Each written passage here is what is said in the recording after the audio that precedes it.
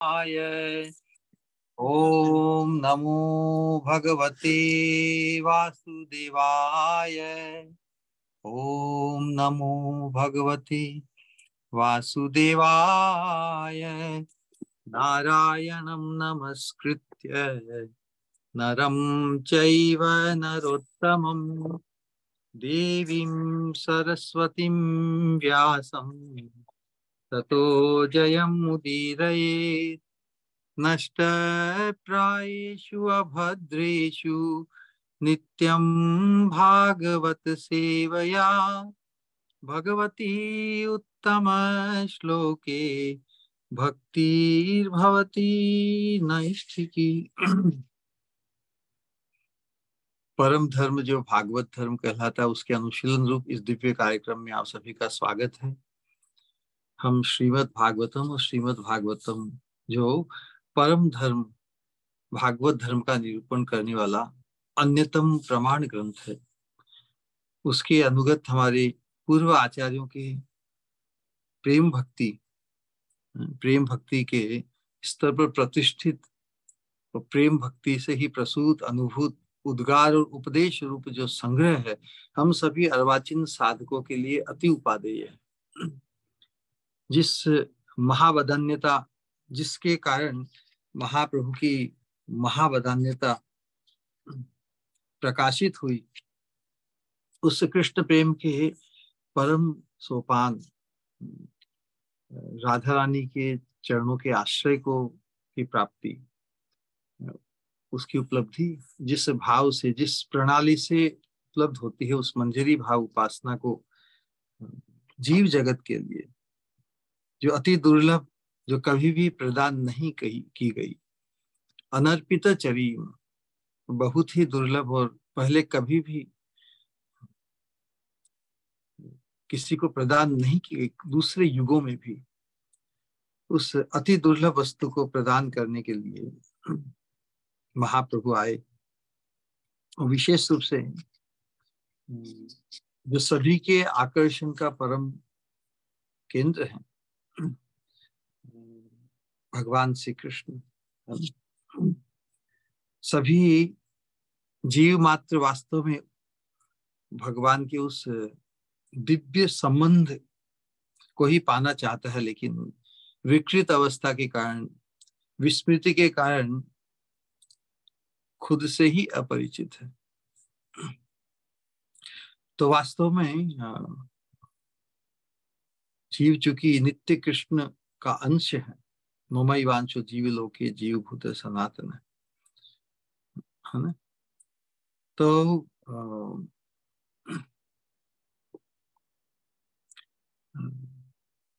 भगवान की जो मूर्ति है, भगवान का जो रूप है, रूप माधुरी है, भगवान का पूरा अंग सौष्ठव, उनकी पंचेंद्रियों से उत्पन्न जो माधुर्य है, उसका आस्वादन, अर्थात उसके प्रति सभी आकृष्ट हैं, इंक्लूडिंग कृष्ण हिमसेल्फ। भगवान स्वयं भी स्वयं माधुर्य के प्रति आकृष्ट है। ऑल अट्रैक्टिव, तो ऑल में वो खुद भी आ जाते हैं, खुद को भी नहीं छोड़ते, खुद भी वंचित नहीं रहना चाहते। तो वास्तव में कृष्ण माधुर्य का पूर्णतम आस्वादन उनकी जो आश्रय विग्रह, उनकी जो परमा प्रेमिका है, भगवान प्रेम के विषय है और राधा रानी उस कृष्ण प्रेम की मूल आश्रय है। तो श्रीमती राधिका की तो परस्पर जो प्रेम का आस्वादन है, उसमें हम एक बात विशेष रूप से समझनी होगी कि श्रीमती राधिका की पंचेंद्रियों की जो माधुरी है, राधा रानी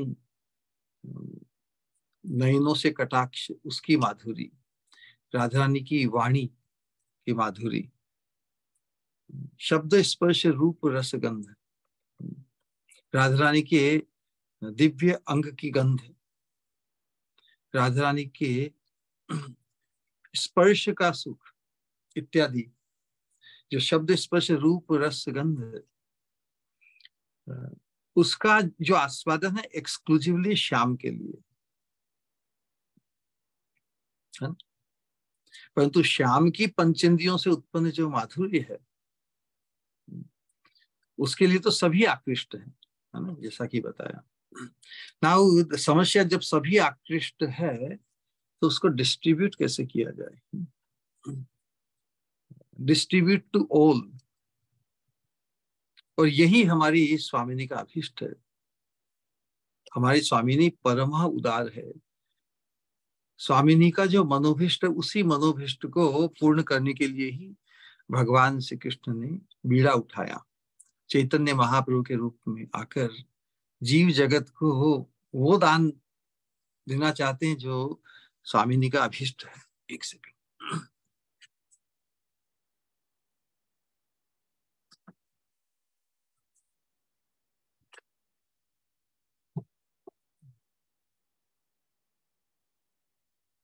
तो यहाँ पर जब हम ब्रज प्रेम या प्रेमा पुमार्थो महान, विशेष ब्रज प्रेम को जब हम परम साध्य वस्तु है, और उसमें भी ब्रज परिकर गणों में भी अलग अलग भाव के जो परिकर हैं, उनमें भी श्रीमती राधा रानी और राधा रानी का एक कायव्यूह रूपी जो विस्तार है, अनंत गोपिया ब्रजांगनाएं, वो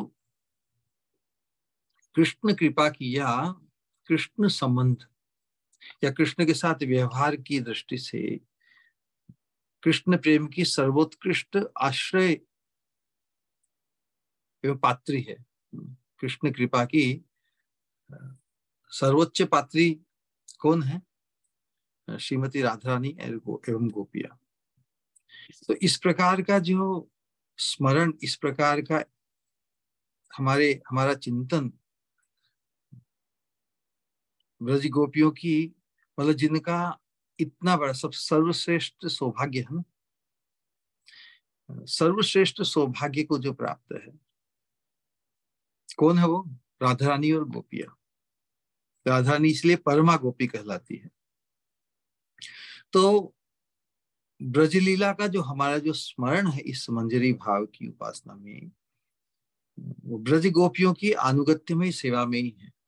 ब्रज गोपियों की और राधा रानी की जो सेवा का स्वरूप है वो स्वातंत्रमयी है। हम जो उस भाव राज्य में, प्रेम राज्य में जो जब भगवान के प्रति सभी आकृष्ट हम हैं, तो भगवान का जो परमतम आकर्षण है वो इस अवस्था में ही प्रकाशित होता है। इसलिए हमारा जो उसी प्रकार का मुख्य होगा, और वहां पर प्रवेश गोपियों का ही, मतलब गोपी भाव से ही, उनके अनुगत्य से ही वहां प्रवेश है।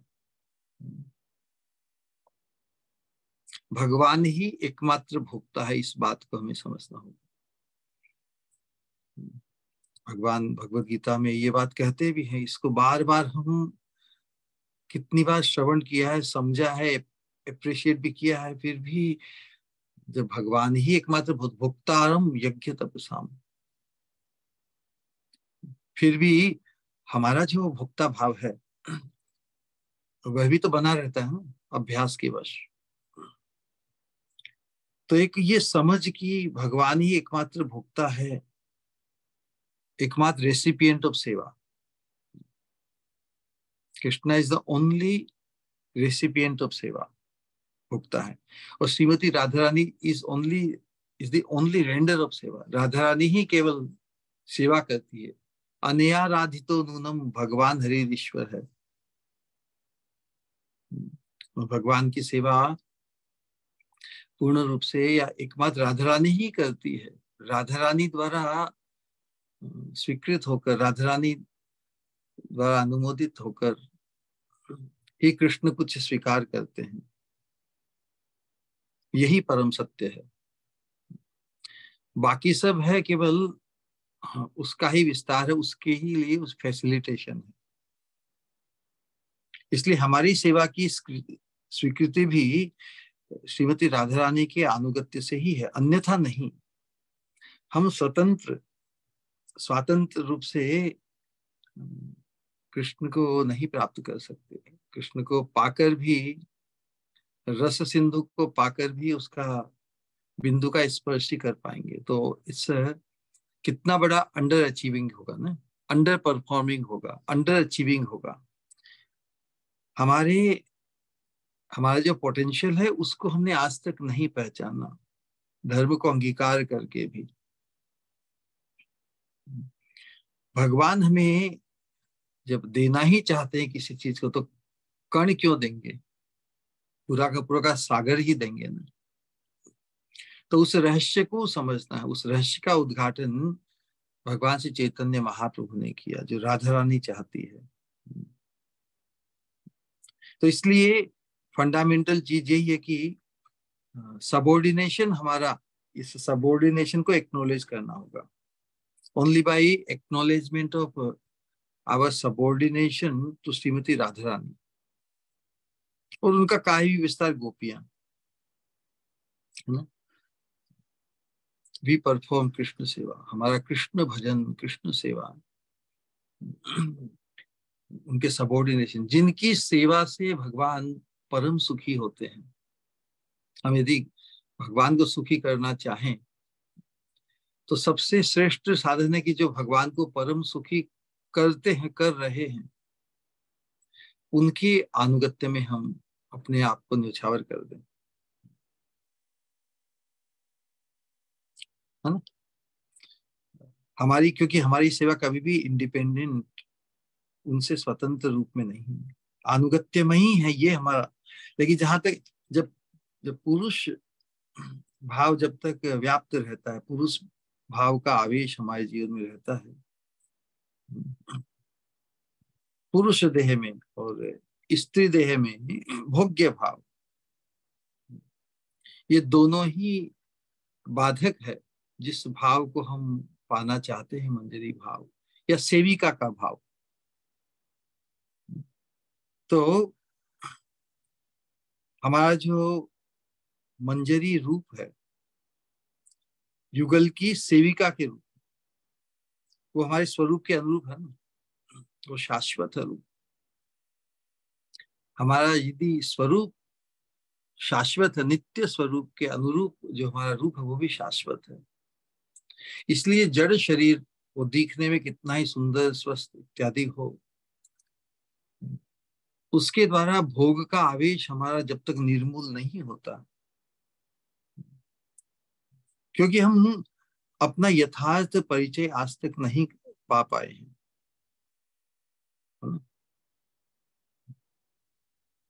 क्योंकि या तो भोगी या भोक्ता के रूप में या भोग्य के रूप में मैं किसी के द्वारा भोग्य बनूं, ये भाव ही प्रबल बना रहता है। लेकिन दोनों ही भाव हमारे नहीं हैं, हमारे वास्तविक स्वरूप के। हमारा वास्तविक स्वरूप है सेविका के रूप में, दासी के रूप में, नायिका के रूप में या रानी के रूप में नहीं। संसार में तो ये विकृति आती है, दासी भी सोचती है कि अरे मैं इस राजा की और रानी की सेवा करती हूँ, इतना बढ़िया व्यवस्था, मैं भी एक दिन रानी कैसे बन जाऊं, है ना। इसीलिए यहाँ पे ये विकृत है, क्योंकि वो नित्य नहीं है अवस्था। लेकिन जो राजा रानी के अंतरंग है, दासी है, उसका तो एकमात्र विचार कैसे उनको सुखी करने के लिए सहयोगी बनना, दासी का यही कार्य है। दासी कभी नहीं सोचती कि मैं रानी बन जाऊं या मैं हीरोइन बन जाऊं। एक्चुअली उनके सुख में ही उसका सुख है, क्योंकि जो कृष्ण को सुखी करना चाहते हैं, वास्तव में कृष्ण के प्रति आकृष्ट है या प्रेम है, प्रेम में तो सब कुछ प्रदान ही करना होता है ना। इसीलिए संसार के स्तर पर कोई किसी के प्रति कितना भी आकृष्ट हो, कुछ न कुछ प्राप्त करने की या अपनी अन्य अभिलाषा पूर्ण करने का आशय रहता है। इसलिए संसार के व्यवहार में, उत्कृष्ट से उत्कृष्ट व्यवहार में भी वास्तविक सच्चा प्रेम नहीं होता। इस संसार में कोई यदि सच्चे प्रेम को ढूंढना चाहे तो असंभव है। जहां तक हमारी योग्यता का विचार है, तो ये जो मनुष्य रूप में हमें जो अवसर मिला है, यही यही योग्यता है।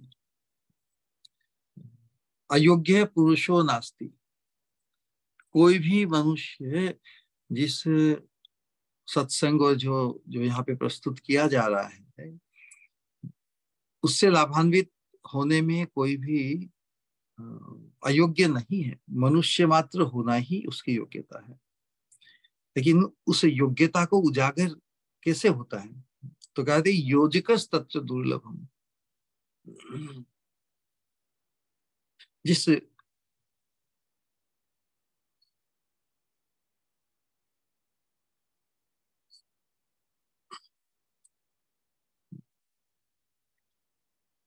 योजकस तत्र दुर्लभम, वो कहते हैं यादृशी यादृशी श्रद्धा सिद्धिर भवति तादृशी।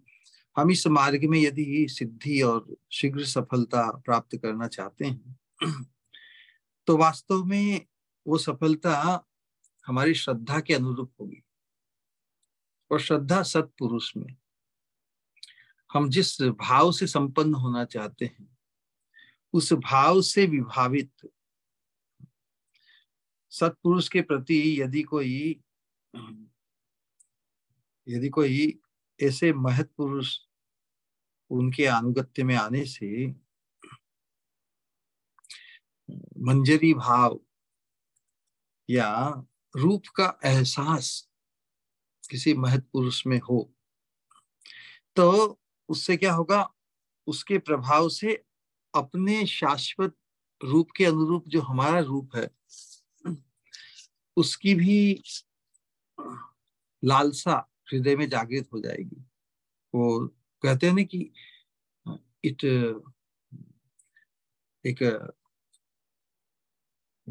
एक जैसे परमार्थ में श्री प्रभुपाद जी ने एक बात बताई कि जैसे जो सेल्फ रियलाइजेशन की बात है, मतलब अपने आप से परिचित होने के लिए पहले self realisation follows God realisation. इसका आशय क्या है कि भगवान ही संबंध तत्व है ना, कृष्ण ही, राधा कृष्ण ही संबंध तत्व है। राधा कृष्ण से संबंधित हमारा जो परिचय है, वही सेल्फ रियलाइजेशन है। तो उसी प्रकार जब तक हमारे सामने आदर्श प्रकाशित नहीं हो, हमारे हृदय में आदर्श के प्रति हमारी वैसी प्रतीति, वैसा एहसास हमारा जब तक उत्पन्न नहीं होता हृदय में, तब तक हम उस चीज को, वैसी अवस्था को पाने के लिए लोलुप नहीं हो सकते। ये जो मार्ग है लोभ का है, लालसा का है। हम किसी को किसी उत्तम वस्तु, अतिश्रेष्ठ वस्तु से संपन्न यदि पाते हैं और उस वस्तु को प्राप्त करने के लिए, वैसी अवस्था को प्राप्त करने के लिए यदि हमारा लोभ जागृत हो जाए, तो अवश्य ही उनके अनुगत्य में हम भी हमारे शाश्वत स्वरूप के अनुरूप, जो हमारा श्रेष्ठ रूप है, शाश्वत रूप है, अपने दिव्य मंजरी रूप से हम भी, वो हमारा लक्ष्य बन जाएगा, वो हमारा गंतव्य, वो हमारी धारणा, वो हमारा अभिमान। क्या अपने शाश्वत स्वरूप के अनुरूप अपने मंजरी रूप से परिचित कराने के लिए ही तो महाप्रभु नहीं आए हैं। महाप्रभु उसी लिए आए हैं, और उनसे ये उपलब्ध करने से ही हम यथार्थतः उनकी महावदान्यता का अनुभव कर सकते हैं। नमो महावदान्याय कृष्ण प्रेम प्रदायते कृष्णाय कृष्ण चैतन्य। नामने गौर त्विषेण, ये जो श्लोक बताया है। और उनके अनुगत्य में श्रीपाद रूप गोस्वामी ने, रूप गोस्वामी की कीर्ति इसी से है कि जो महाप्रभु देने आए हैं उस महावरदान को पूरे जग में विस्तृत करना। कृष्ण प्रेम प्रदायते, कृष्ण प्रेम का ये जो परम सोपान, मंजरी भाव में हमें प्रतिष्ठित, मंजरी भाव से संपन्न कराने के लिए ही उनका मिशन है। तो यदि हम उनके मिशन में शामिल होना चाहते हैं तो वो जो देना चाहते हैं उसे प्राप्त करना ही हमारा जीवन का मकसद होना चाहिए। अब कौन योग्य है? सभी तो अयोग्य है। अब ये योग्यता और अयोग्यता का विचार बड़ा पैराडॉक्सिकल है, क्योंकि हमारी समस्या क्या है? हम केवल शब्दों में कह सकते हैं कि हम तो अयोग्य हैं। समस्या है कि लेकिन वास्तव में कोई स्वीकार करता है क्या? क्या हम स्वीकार कर पाते हैं कि हम अयोग्य हैं?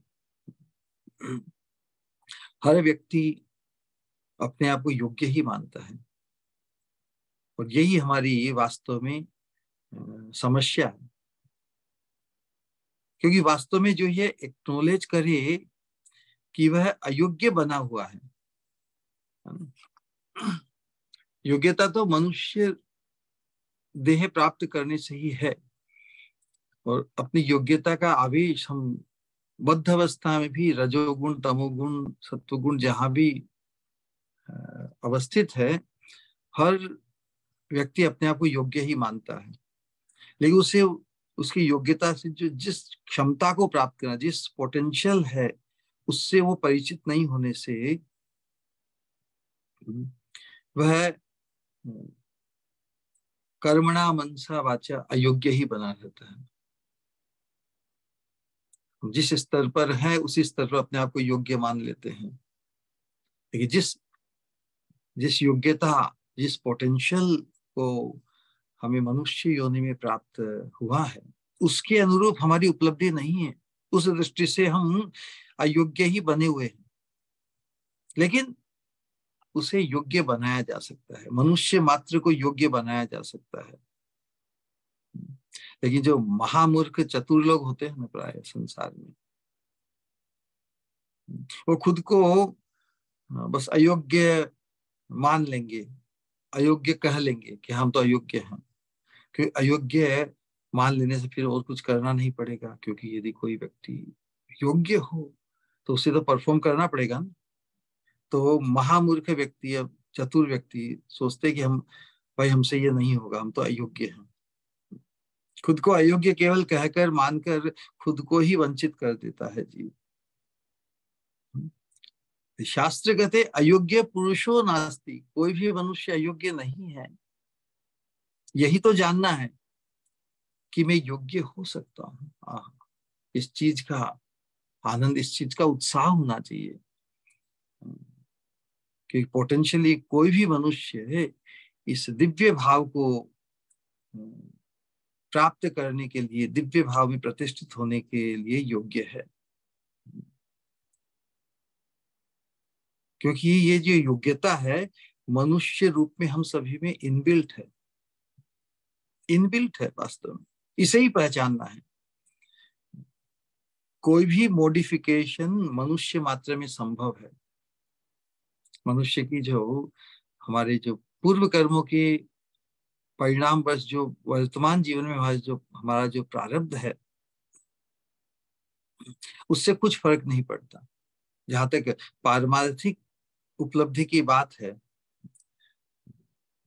उसमें वो बाधा नहीं बन सकती। यदि हमारी पारमार्थिक जागृति, यदि हम अपने आप के पोटेंशियल को पहचान लेते हैं, हमारी क्षमता को हम जब पहचान लेंगे, तो फिर हम पर्याप्त मॉडिफिकेशन, परिवर्तन हमारे जीवन में, कर्मणा मनसा वाचा, हमारे जीवन में ट्रांसफॉर्मेशन, रेवोल्यूशन,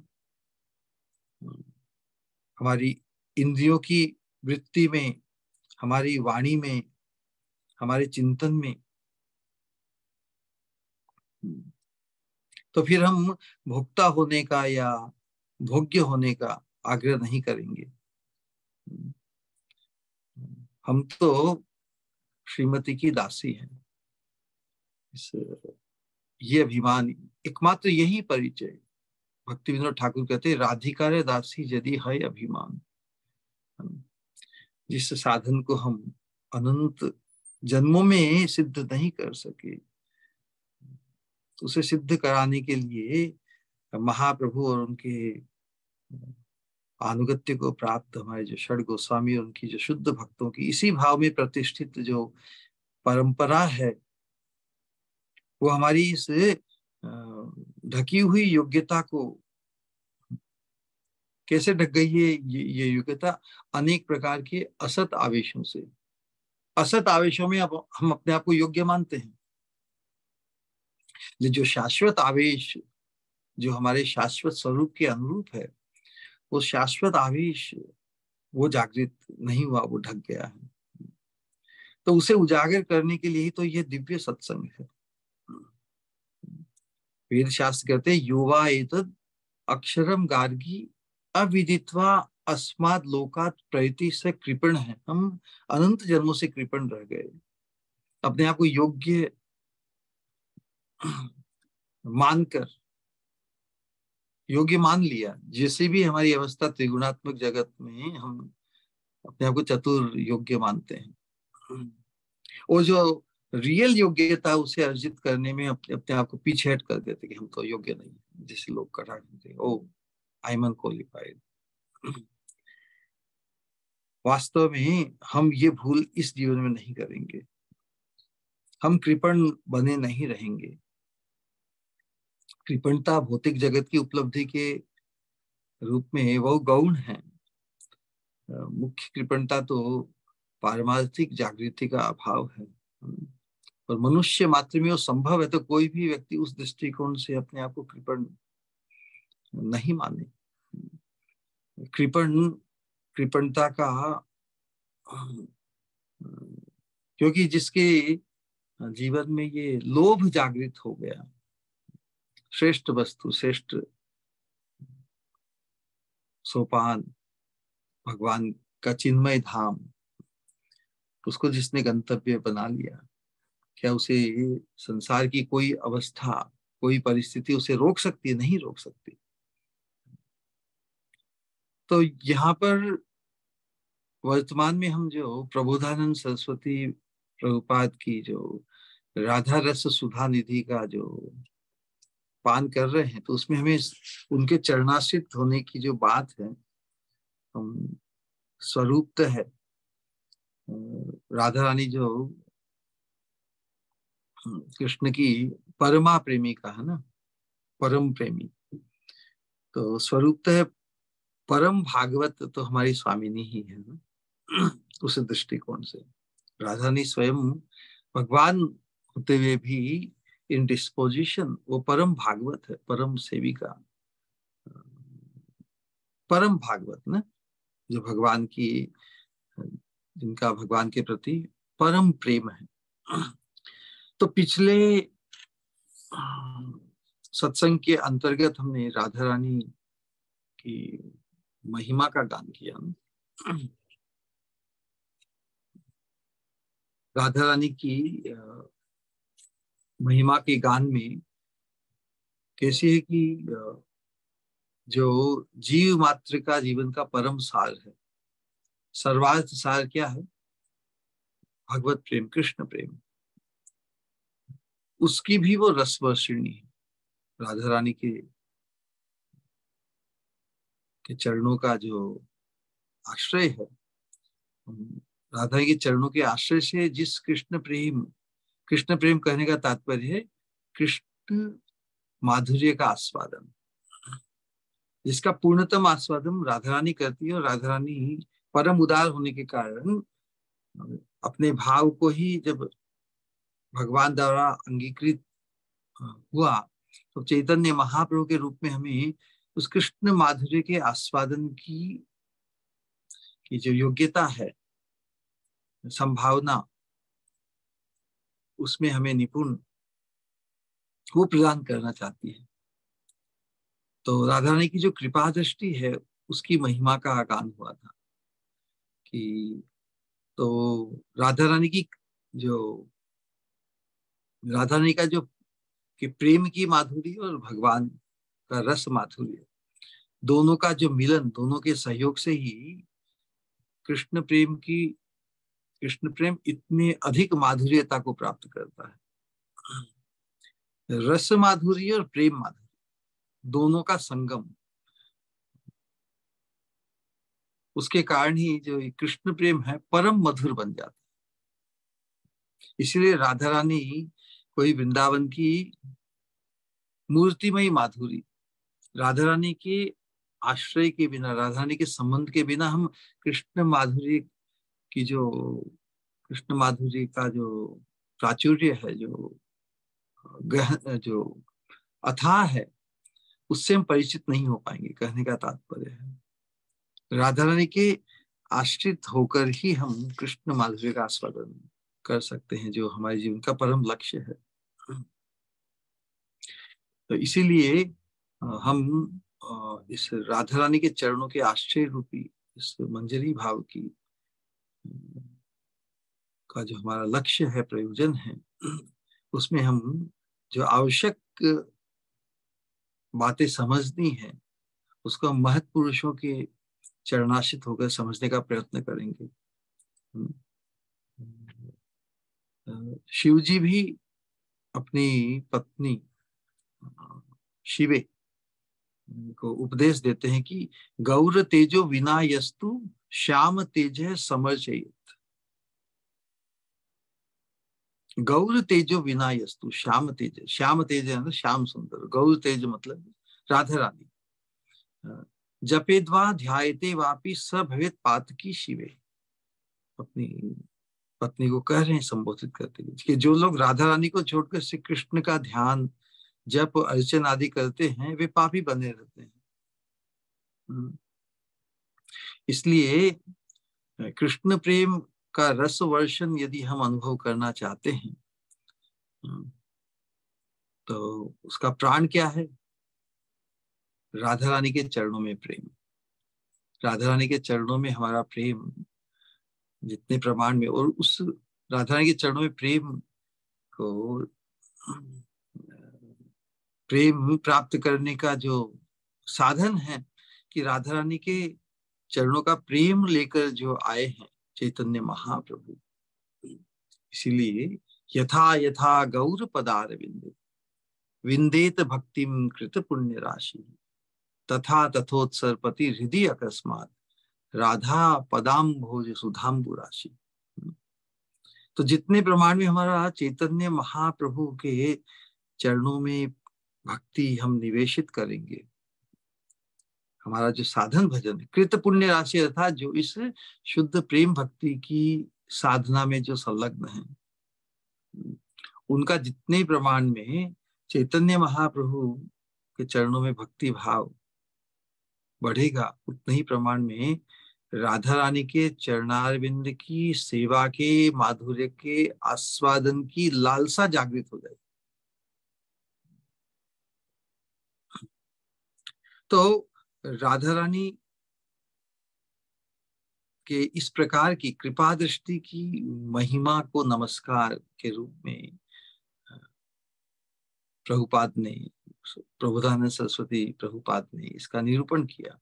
आज का जो श्लोक है वो भी साधक आवेश में आज राधा रानी के चरणों की जो रेणु, पद रेणु, उसकी महिमा को प्रकाशित करने वाला जो श्लोक है उसका हम अनुशीलन करेंगे।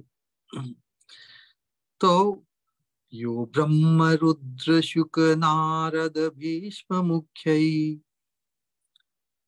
आलक्षितो न सहसा पुरुषस्य तस्य सद्यो वशीकरण चूर्णमनंत शक्तिं तम राधिका चरण रेणु मनुस्मरामि।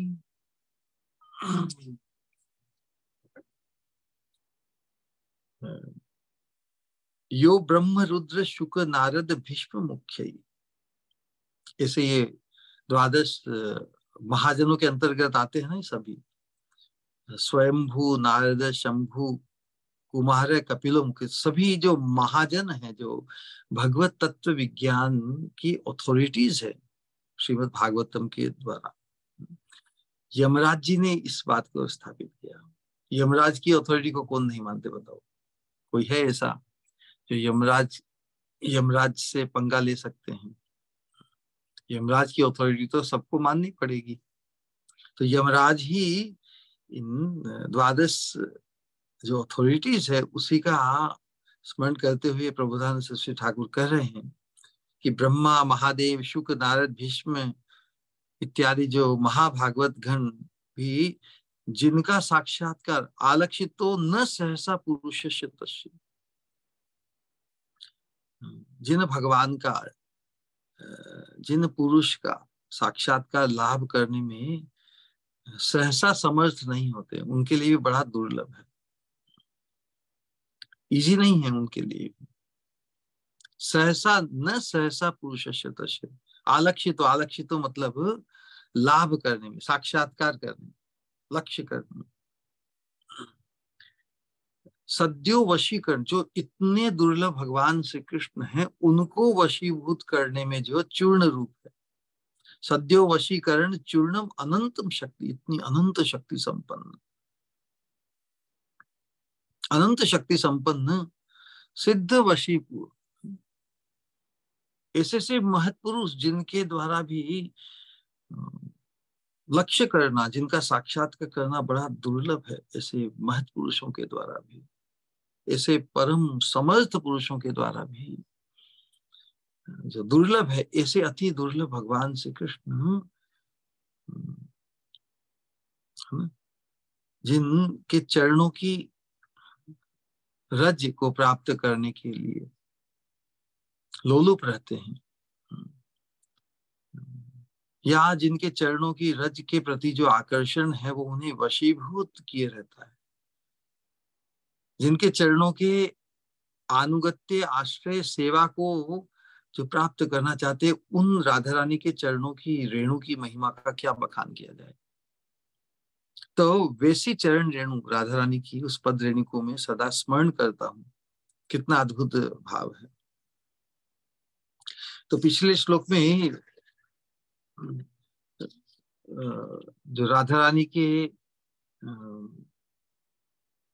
प्रेम या राधा रानी के कृपा कटाक्ष, राधा रानी की कृपा कटाक्ष की जो महिमा, जिससे हम हमारा कृष्ण प्रेम के या कृष्ण रूप या कृष्ण माधुर्य के आस्वादन की योग्यता हम प्राप्त करते हैं, आज के इस श्लोक में राधा रानी के चरणों की रेणु की महिमा का कीर्तन गान कर रहे हैं, है ना। कहने का तात्पर्य है कि जैसे पहले श्लोक में, इसके पहले श्लोक में भी जो चरणों के आश्रय की बात की, मतलब राधा रानी की कृपा दृष्टि के कटाक्ष को पाने के लिए भी राधा रानी के चरणों के आश्रय से ही वो संभव है ना। तो वही उनका वैभव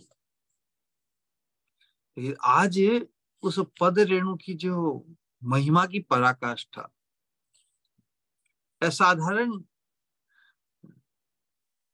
असाधारण शक्ति, महिमा कृष्ण वश्यता के लिए। इसलिए राधा रानी की चरण रेणु किसे वशीभूत करती है, उनकी महिमा भी समझना जरूरी है ना।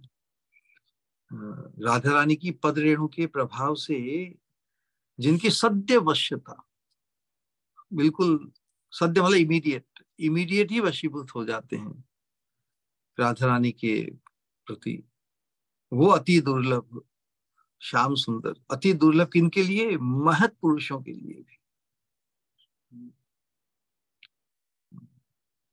तो उनके चरण रेणु की परम महिमा को यहाँ पे आज के श्लोक में प्रतिपादित किया जा रहा है। ब्रज विलासी श्याम सुंदर गोविंद, है ना। लेकिन जो महत्पुरुष है, ब्रह्मा, महादेव, शुक, नारद और भीष्म जैसे जो प्रमुख महाभागवत गणों के लिए भी ब्रज विलासी, विशेष रूप से राधा रानी और गोपियों के द्वारा आवृत इस गोविंद रूप, कृष्ण रूप, श्याम रूप की उपलब्धि इन महत्पुरुषों के लिए भी बहुत दुर्लभ है, सहसा नयन गोचर नहीं होते। अब प्रश्न होता है कि इन महत्पुरुषों ने भगवान का साक्षात्कार तो किया ही है, और इस श्लोक में ही पुरुष शब्द भी आया ना, पुरुषस्य यस्य। तो पुरुष शब्द क्या, वो पुरुष शब्द तो भगवान के लिए, भगवान के सभी रूप के लिए ही लागू पड़ता है। क्षीरोदक्षाय विष्णु, गर्भोदक्षाय विष्णु, महाविष्णु इत्यादि, और जितने भी भगवत अवतार हैं, नारायण, राम, नरसिंह, वराह, सभी तो पुरुष कहलाते हैं। लेकिन यहाँ पर जो पुरुष शब्द का लक्ष्य केवल ब्रज विहारी श्री कृष्ण,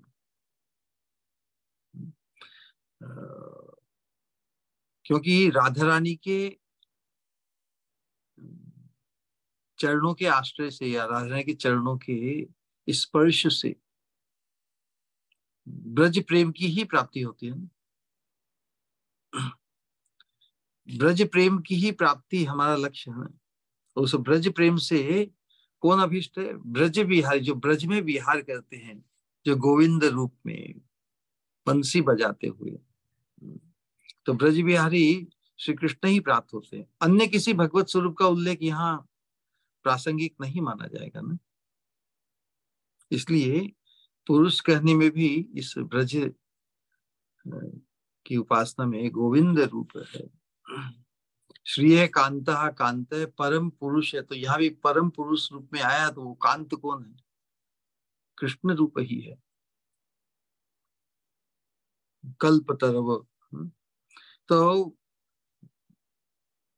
परम पुरुष शब्द से भी या पुरुष शब्द से ब्रज विलासी कृष्ण का ही बोध है,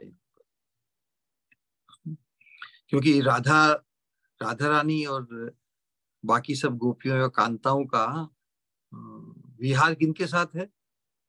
कृष्ण रूप परम पुरुष में ही है ना, जो स्वयं रूप कृष्ण रूप में ही।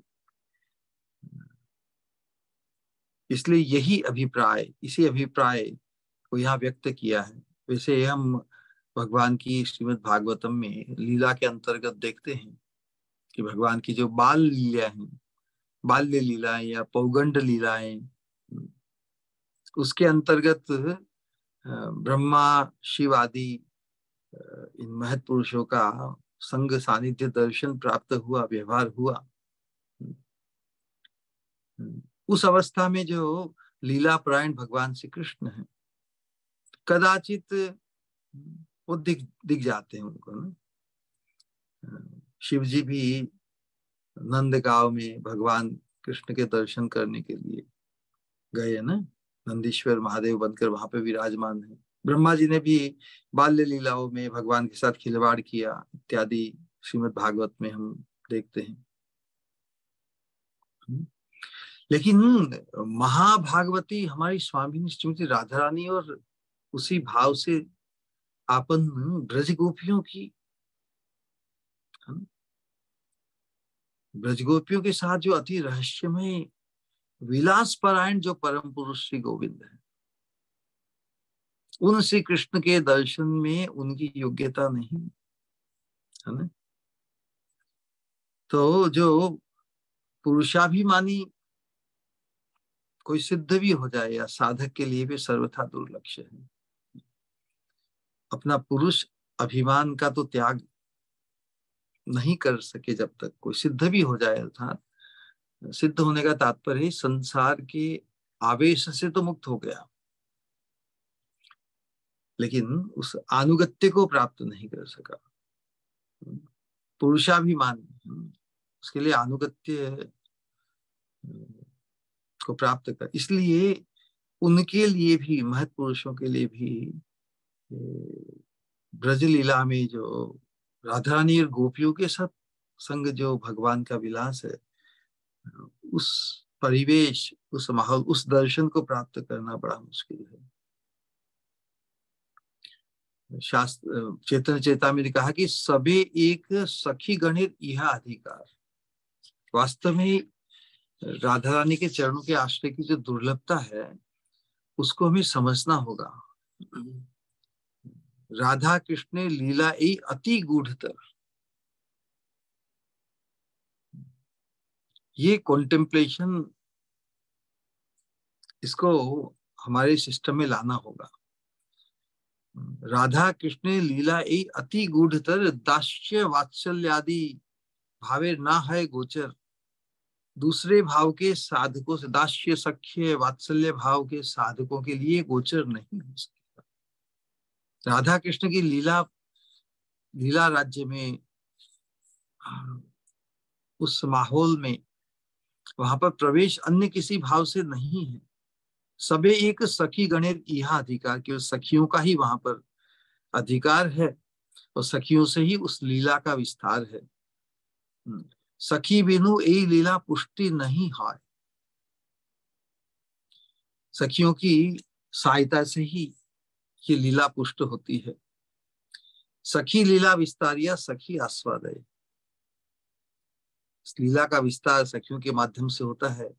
वो सखिया ही राधा कृष्ण की चिन्मय लीला का आस्वादन प्राप्त करते हैं। सखी बिनु ए लीलाए अन्य नाही गति, सखी भावे तारे से ही करे अनुगति। सखी भाव से जो उन सखियों के ही अनुगत्य होता है। तो हमारा जो सखी भाव वो मंजरी भाव, हम अपने आप को राधा रानी की चरणों के आश्रित किंकरी और सखियों के अनुगत्य को प्राप्त। आज्ञाए करीबो सेवा, ललिता विशाखा आदि जत सखी वृंद।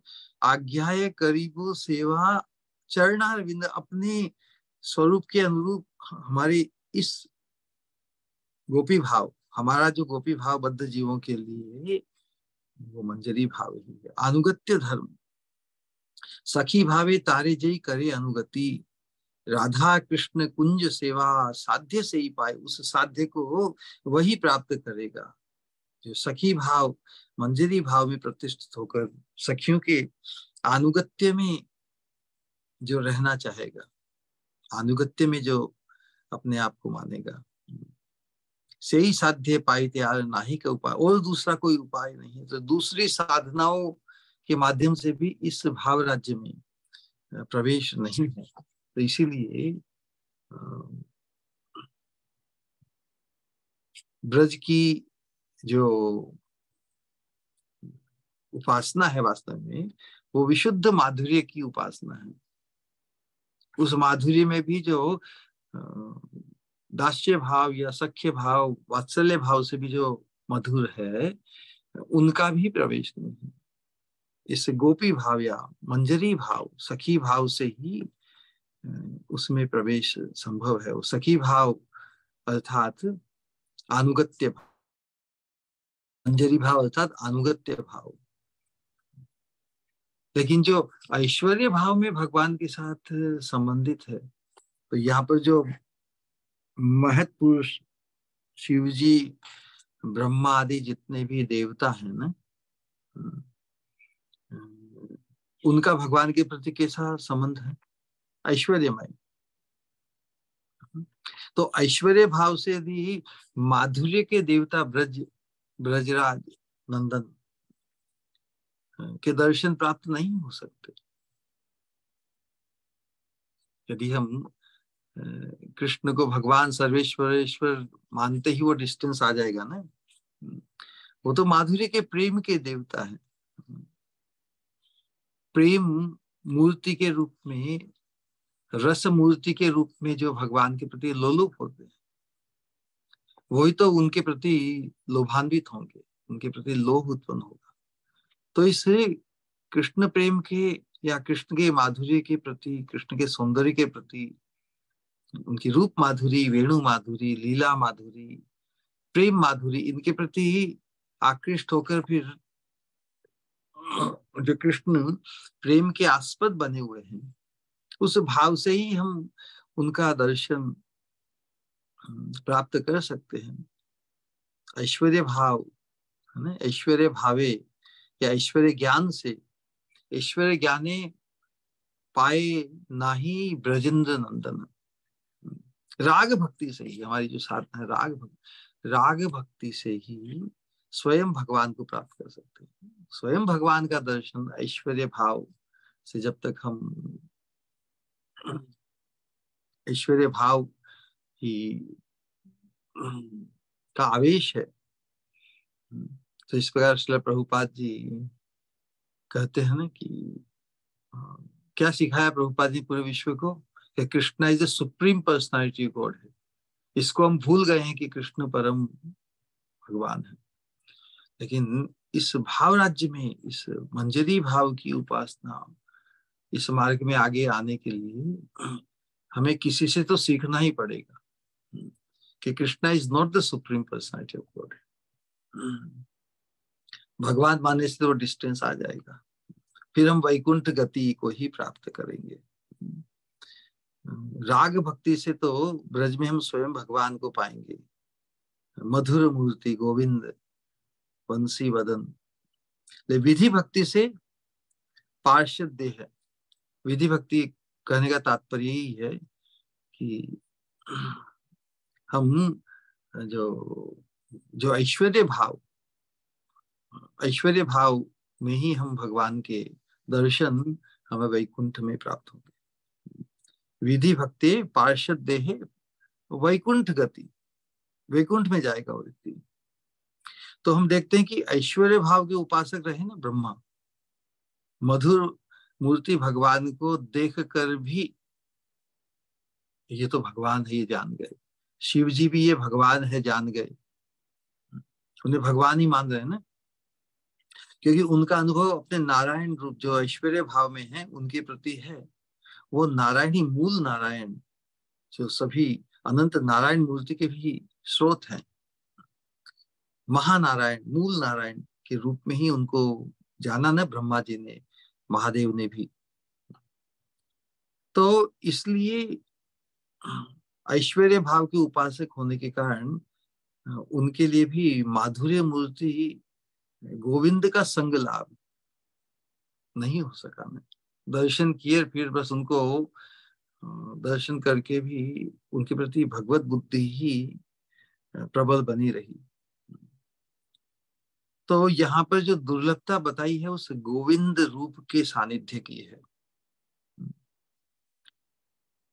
जो अति दुर्लभ है ऐसे महत् पुरुषों के लिए भी। ऐसे कीमती अति दुर्लभ पुरुष मतलब भगवान श्री कृष्ण ने गोविंद को भी सद्य वशीभूत करने में जो समर्थ है।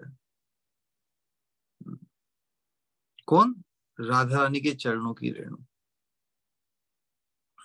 इतनी महिमा राधिका चरण रेणु। हम प्रेम भक्ति चंद्रिका के अंतर्गत नरोत्तम दास ठाकुर जी ने राधा रानी के चरणों की रेणु का आश्रय पाने का जो लाभ, जो आनंद, जो महिमा है उसको बताया ना। राधिका चरण रेणु भूषण करिया तनु अनायास पावे गिरिधारी। अनायास ही भगवान की प्राप्ति।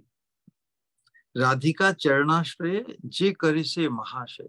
महाशय या महत्पुरुष हमारे मार्ग में कौन है? हम जिनकी परंपरा में आए हुए हैं उनमें सभी महाशय है, क्योंकि उन्होंने राधा रानी के चरणों का ही आश्रय प्राप्त किया है। राधिका चरणाश्रय जे करे से महाशय तारे मुई जाऊ बलिहारी। हमें भी उनके अनुगत्य में आ जाना है। तो इस प्रेम भक्ति की साधना में हमें उस व्यक्ति से परिचित होना है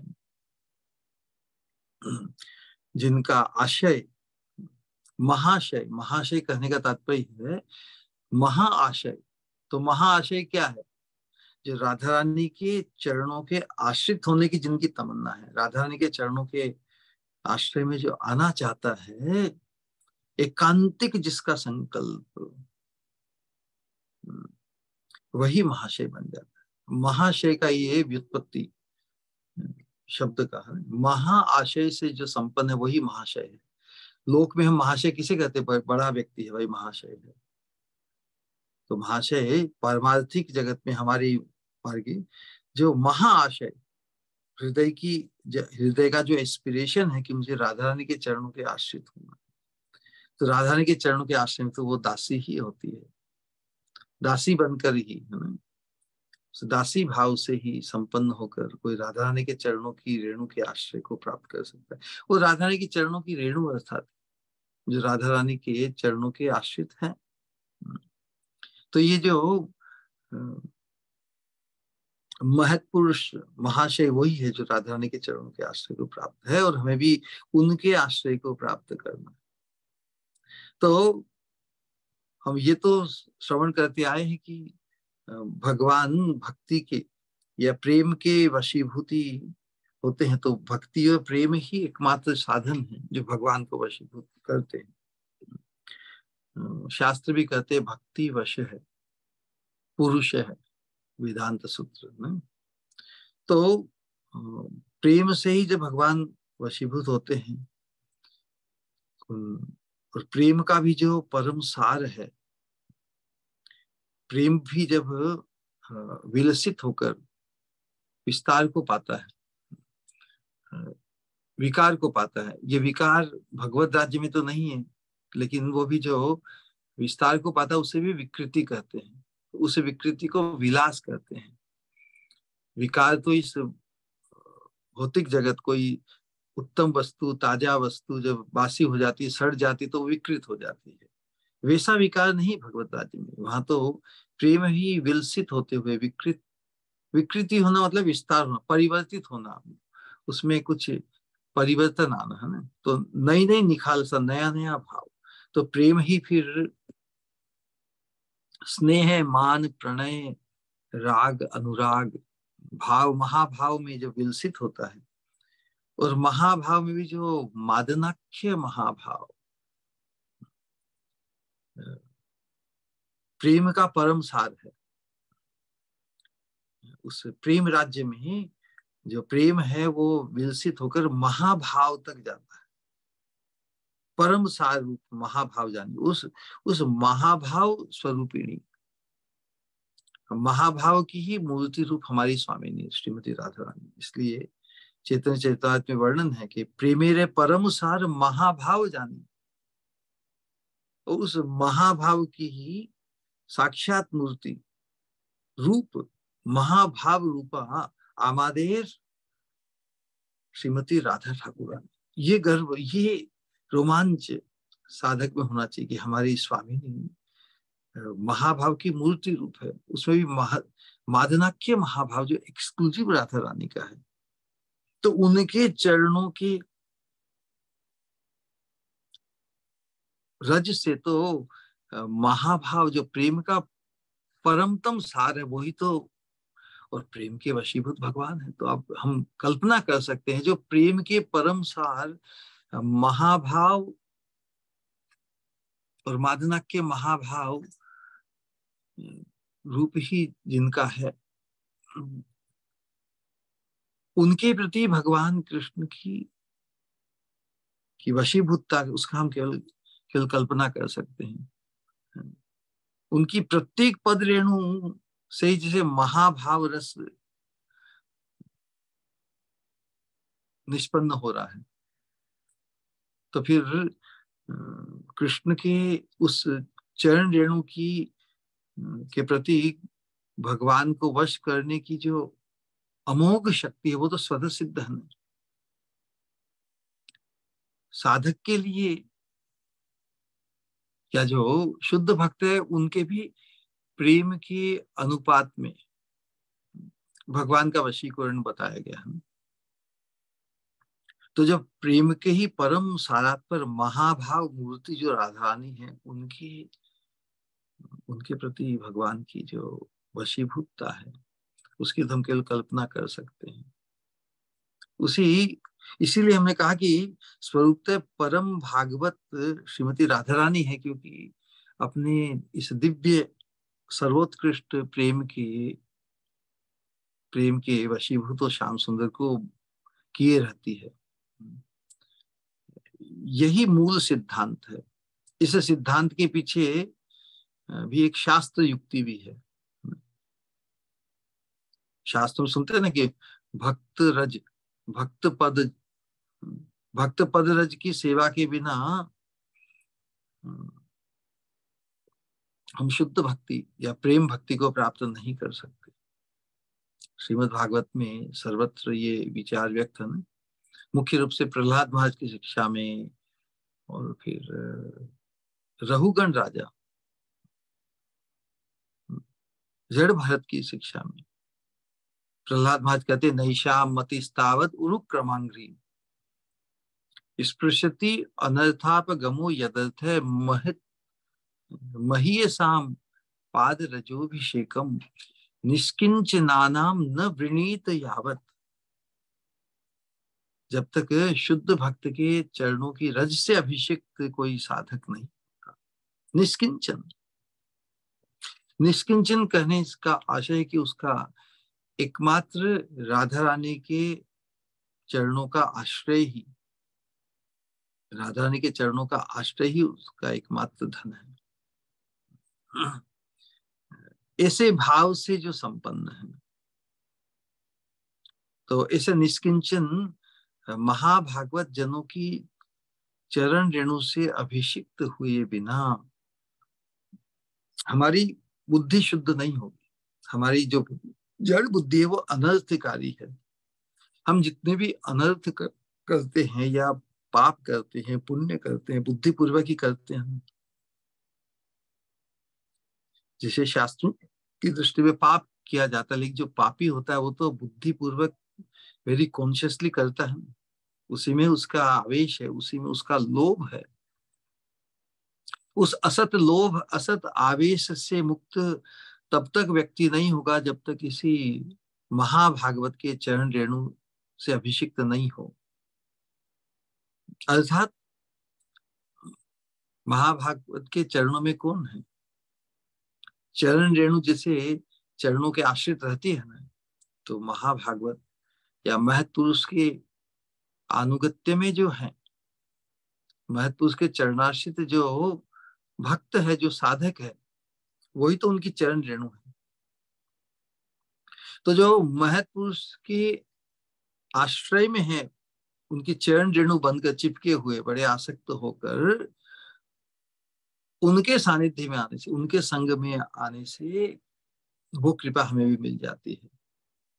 महत्पुरुष को डायरेक्ट समझ पाना बड़ा मुश्किल है। इसलिए महत्पुरुष के आश्रय को जिसने प्राप्त किया है, उसके प्रभाव से जो दिव्यता प्रकाशित होती है, उसके प्रति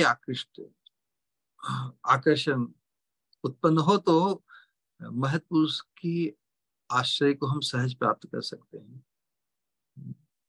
तभी हमारी जो अनर्थ को नष्ट करने वाली बुद्धि जागृत हो जाएगी। हम जिस बुद्धि से पाप पुण्य करते आए हैं, दोनों पाप पुण्य के आवेश को मुक्त करके शुद्ध भक्ति की मति हमारे हृदय में जागृत हो जाएगी। अन्यथा तो हम धर्म या परमार्थ अपना कर भी जो अनर्थ से जड़मूल से मुक्त नहीं हो पाएंगे।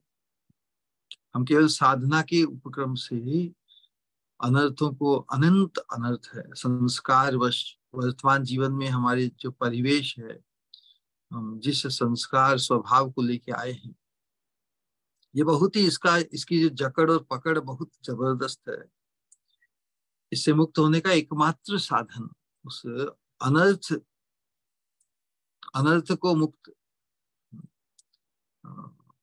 स्पर्शी अनर्थ अपगमो यदर्थ, मतलब अनर्थ का उपशमनकारी, अनर्थ को नष्ट करने वाली मति तभी उत्पन्न होगी जब तक हम महत्पुरुष के चरणाश्रित या उनके चरण रज की सेवा को प्राप्त नहीं करते। अन्य दूसरे उपाय, बहुत प्रयत्न पूर्वक हम दूसरे उपाय भी साधन करें, उसके बावजूद भी भगवत तत्व ज्ञान, भगवान के प्रति उन्मुखता, भगवान के प्रति लोभ, भगवान के दर्शन के लिए, भगवान की चरणारविंद की प्राप्ति, उनकी चरणारविंद की सेवा की प्राप्ति के लिए लोभ, पर्याप्त लोभ उदय नहीं होगा। कोई कितनी ही साधना, कितने ही उपाय अनर्थों से मुक्त होकर किए करे, लेकिन उसका आज उन्मूलन, जड़ से अनंत अनर्थों की जो निवृत्ति है वो तभी संभव है। पद्म पुराण में बताया है कि अप्रारब्ध कृतम पापम कूटम बीजम फलोन्मुखम क्रमेणैव प्रलीयेत विष्णु भक्ति रतात्म नाम। भगवान कृष्ण की विष्णु रति में रतात्म नाम, रति उत्पन्न होने से सभी प्रकार के प्रारब्ध नष्ट हो जाते हैं, ये एक सिद्धांत दिया है। लेकिन भगवान के चरणारविंद में रति उत्पन्न कैसे हो? उसका साधन रूप है जो भगवान के चरणों में जिनकी रति उत्पन्न हुई, वही तो महत्पुरुष है। उनके चरणों के आश्रित, उनके चरणों की रज में अभिषिक्त होने से भगवान के प्रति जो रति है उत्पन्न हो जाती है। भगवान के माधुर्य के आस्वादन का लोभ हमारे हृदय में उत्पन्न हो जाता है। कितनी भी साधना के अंतर्गत न छंदसा, कौन सा रहु गणेश तपसा न याति न चिज्जया निर्वपणाद गृहात्वा। कितने भी परोपकार के कार्य, धर्म के कार्य, तपस्या, यज्ञ अनुष्ठान इत्यादि, दान पुण्य, न छंदसा नैव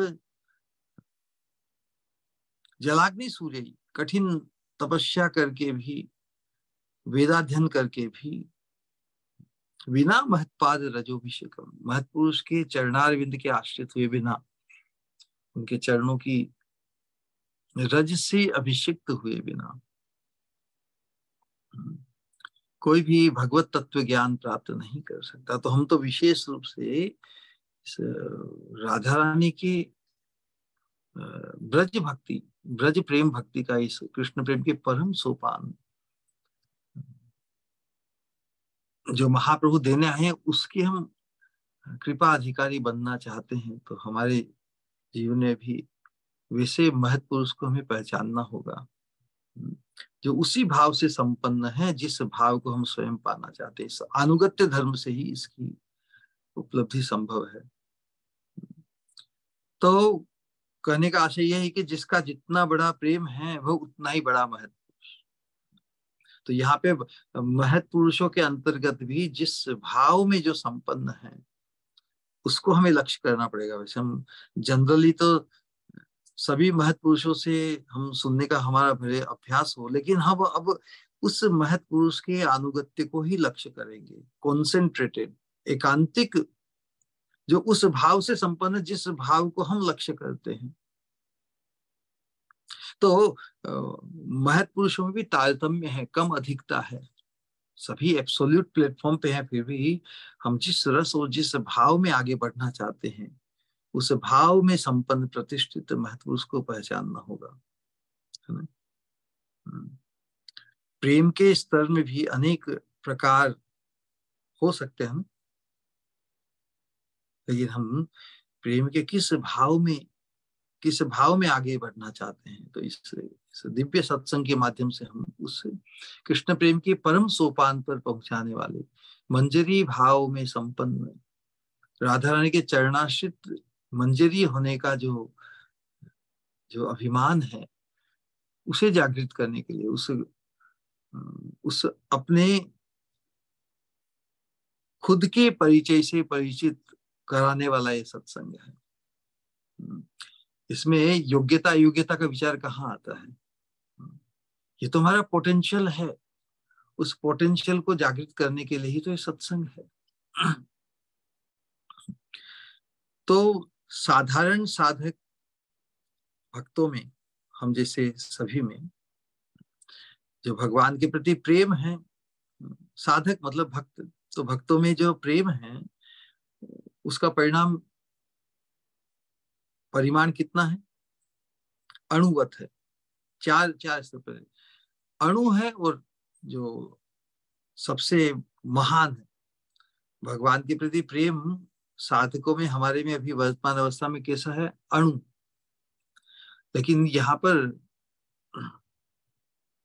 राधा रानी का जो प्रेम है भगवान के प्रति, वो कितना है? परम महान है, अल्टीमेट पराकाष्ठा है। प्रेम, प्रेम की जो अभिव्यक्ति है, कर्मणा मनसा वाचा, वो राधा रानी में परम है। और हम देखते हैं कि प्रेम के वशीभूत भगवान होते हैं। तो प्रेम जितने प्रमाण में होता है जिसके हृदय में भगवान, उतने प्रमाण में ही भगवान उसके वशीभूत होते हैं। सही बात है। तो साधकों के प्रति, साधकों का जो प्रेम यदि उसका परिमाण अणुवत है, तो इसलिए उनके प्रति कृष्ण की वशीभूतता भी अणुवत होगी ना। फिर जो महान भक्त, महत पुरुषों की जो यहाँ पर बात हुई है, नारद, शिव, ब्रह्मा इत्यादि, नारद आदि भक्तों में थोड़ी अधिक है ना, न्यूनाधिक, अपेक्षिक अपेक्षिक न्यूनाधिकमय हमारी तुलना में। उनका, उनके प्रति भगवान अधिक, क्योंकि उन्हें बार बार भगवान के दर्शन होते हैं। भगवान, भगवान को एकांतिक भाव से उन्होंने प्रसन्न किया है, लेकिन उनके प्रेम के अनुपात में ही भगवान उनके वशीभूत है। उनके प्रेम के स्तर के अनुरूप ही है। साधारण हम भक्तों की अपेक्षा अधिक है उनकी, लेकिन ब्रजवासियों का जो प्रेम है वो महान है। 4 स्तर है। अणु, अणु के स्तर पर वो जो परम महान है, राधा रानी का प्रेम महान है, बाकी सब महत पुरुषों का। तो चौथा है महान जो प्रेम, वो ब्रजवासियों का। 4 स्तर याद रहेंगे ना, साधारण साधकों का, हम जैसों का,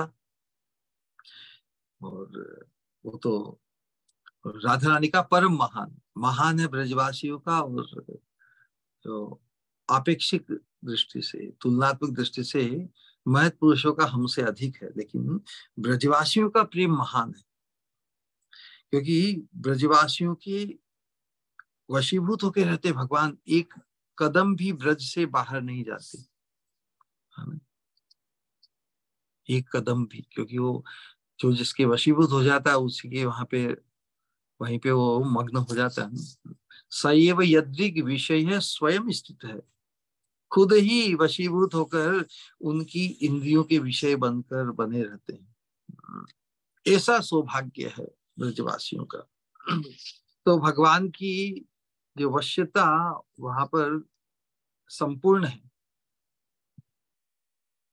लेकिन उन ब्रजवासियों में भी एकमात्र वृषभानु नंदिनी राधा रानी और गोपियों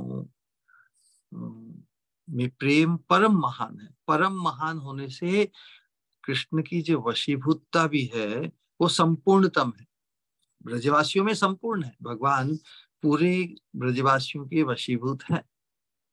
ब्रजवासियों के अंतर्गत भी राधा रानी और गोपियों का जो प्रेम है वो परम महान है। केवल महान कहने से तो जनरल सभी ब्रजवासियों, लेकिन ब्रजवासियों के अंतर्गत भी राधा रानी और गोपियों का स्थान, उनके प्रति भगवान की जो वशीभूतता है वो संपूर्णतम है। हरि पूर्ण है, पूर्णतर भी है, पूर्णतम है। तो पूर्णतम हरि की जो भगवत्ता है, पूर्णतमता, वो व्यक्ताभूत गोकुलांतरे, गोकुल में ही, ब्रज में ही प्रकाशित हुई। तो राधा रानी में प्रेम परम महान होने से तो हम समझ सकते हैं कि उनके चरणों की जो रेणु का जो आकर्षण है, चरणों की, भगवान तो स्वयं अपने भक्तों की सेवा करना चाहते हैं, है ना? ले भक्त लोग तो भगवान को अपनी सेवा करने नहीं देते। सही बात नहीं, वो तो सेवा कर, इसलिए भगवान को अवसर नहीं मिलता। लेकिन ब्रज की जो प्रीति की रीति अनूठी है। वो तो कृष्ण को सुखी करने के लिए कोई भी बाधा नहीं उनके लिए। बाकी सब, क्योंकि भक्तों की, साधकों की, महत् पुरुषों की भगवान में भगवत बुद्धि होती है, इसलिए वो भगवान से सेवा कैसे कराएंगे। ले भगवान किसी की सेवा करके सुखी होना चाहें तो क्या किया जाए। तो ब्रजवासी हैं वो कृष्ण की सभी इच्छाओं को पूर्ण करने में कोई संकोच नहीं करते। भगवान की खुशी, भगवान को सुखी और खुश करने में ही उनका पूरा आवेश है, कर्मणा मनसा वाचा। इसलिए ब्रज की लीलाओं में हम देखते हैं भगवान और ब्रजवासियों के बीच में कोई वैसा भेद नहीं कि कोई बड़ा है कोई छोटा है। वो सोचते हैं कि हम भी तो कृष्ण के साथ इतना प्रेममय व्यवहार करते हैं, तो कृष्ण भी हमारे साथ प्रेममय व्यवहार करे, ऐसा आग्रह उनका ब्रजवासियों को होता है। कृष्ण, हम आपको अच्छी तरह से ट्रीट करते हैं, you are also suppose to treat us properly, नहीं तो हम तुमसे रूठ जाएंगे, तुम्हारे साथ खेलेंगे नहीं, ऐसी डांट भी देते हैं। तो भगवान बोल रहे नहीं नहीं नहीं नहीं, मैं तुम्हारे बिना नहीं रह सकता है। सएव यदृग विषय स्वयं स्थित है, किम वर्ण्यते दुष्ट मतो ब्रजो गोसाम। भगवान ही जिनके वशीभूत होकर रहते हैं। तो उस दृष्टिकोण से हम देख सकते हैं कि जब भगवान का जो स्वरूप है वो मधुर रस है, मतलब कांता रस है, उज्जवल रस है, आदि रस है। तो आदि रस की जो आश्रय विग्रह है श्रीमती राधा रानी है, उस आदि रस के विषय हैं भगवान श्री कृष्ण। तो राधा रानी अपने प्रेम के भाव से किस प्रकार भगवान को वशीभूत करके रहती है, ये तो सहज बात हमें समझना चाहिए। तो इस श्लोक में प्रबोधानंद सरस्वती ठाकुर कहते हैं कि तम राधिका चरण रेणु स्मरामी। राधा रानी की उन चरण रेणु के जिनके वशीभूत, मतलब भगवान भी राधा रानी के चरणों की सेवा, क्योंकि राधा रानी के प्रेम से इतने अभिभूत है भगवान। कोई मेरी इतनी सेवा करे, कोई मुझे इतना प्रेम करे, तो भगवान के हृदय में तमन्ना होती है कि मैं उसकी सेवा करूं। तो जहाँ सेवा भाव है वहां पे चरणों के आश्रित होने में ही आनंद है ना। सेवा अर्थात सुखी करने का विचार। तो भगवान भी राधा रानी से, गोपियों से इतने सुखी होते हैं, तो उनकी सेवा द्वारा तो परस्पर वो भी सेवा करना चाहते हैं। ये भाव यहाँ पर व्यक्त हुआ है। तो हमारा जो कृष्ण भजन है, हमारा जो इस मार्ग में भजन है, इस प्रकार का स्मरण हमारा हो कि भगवान भी राधा रानी और गोपियों के वशीभूत होकर विराजमान है। राधा रानी के चरणों की सेवा की प्राप्ति हमारा ही अभिष्ट नहीं, भगवान स्वयं जो सर्वेश्वरेश्वर हैं लोक और वेद में, वो भी राधा रानी के चरणों के आश्रय को पाने के लिए लोलुप रहते हैं। ऐसा ऐसा आकर्षण है प्रेम की, ऐसी दिव्य शक्ति है। राधा रानी का प्रेम का भाव भगवान को इस तरह आकृष्ट करता है कि बस वो उनके चरणों की सेवा करके ही उस अपने भाव को व्यक्त करना चाहते। लेकिन वो लोभ बढ़ता ही चला जाता है, क्योंकि सहज उन्हें भी उपलब्ध नहीं होता, उसके लिए उन्हें भी बहुत मनाना पड़ता है। लेकिन जो राधा रानी के चरणों की सेवा में सहज नित्य सखी रूप में और प्राण सखी रूप में मंजरिया अवस्थित है, सखियां जो अवस्थित है, उनकी प्रशंसा करके, उनकी सहायता से भगवान अपने अभिष्ट को पूर्ण करते हैं। कैसी अद्भुत बात है। तो हमारा साधकों का जो वर्तमान अवस्था है, वो वर्तमान अवस्था तो बहुत ही कुंठित है, दूषित है, काम क्रोध लोभ मोह मद मात्सर्य का जो आवेश है, वही हमारे मन में भरे रहते हैं। हमारा मन कहाँ चला जाता है? इस असत आवेश, संसार के ही असत आवेश ही हमारे मन को खा जाता है। तो मन फिर इस दिव्य आवेश, दिव्य परिवेश में कैसे प्रवेश करे? तो हम जब इस मार्ग में आए हैं, अनुगत्य धर्म को हमने अंगीकार किया है, तो हमारा जो मनन है, कॉन्टेम्पलेशन, वो बहुत क्रिटिकल बन जाता है।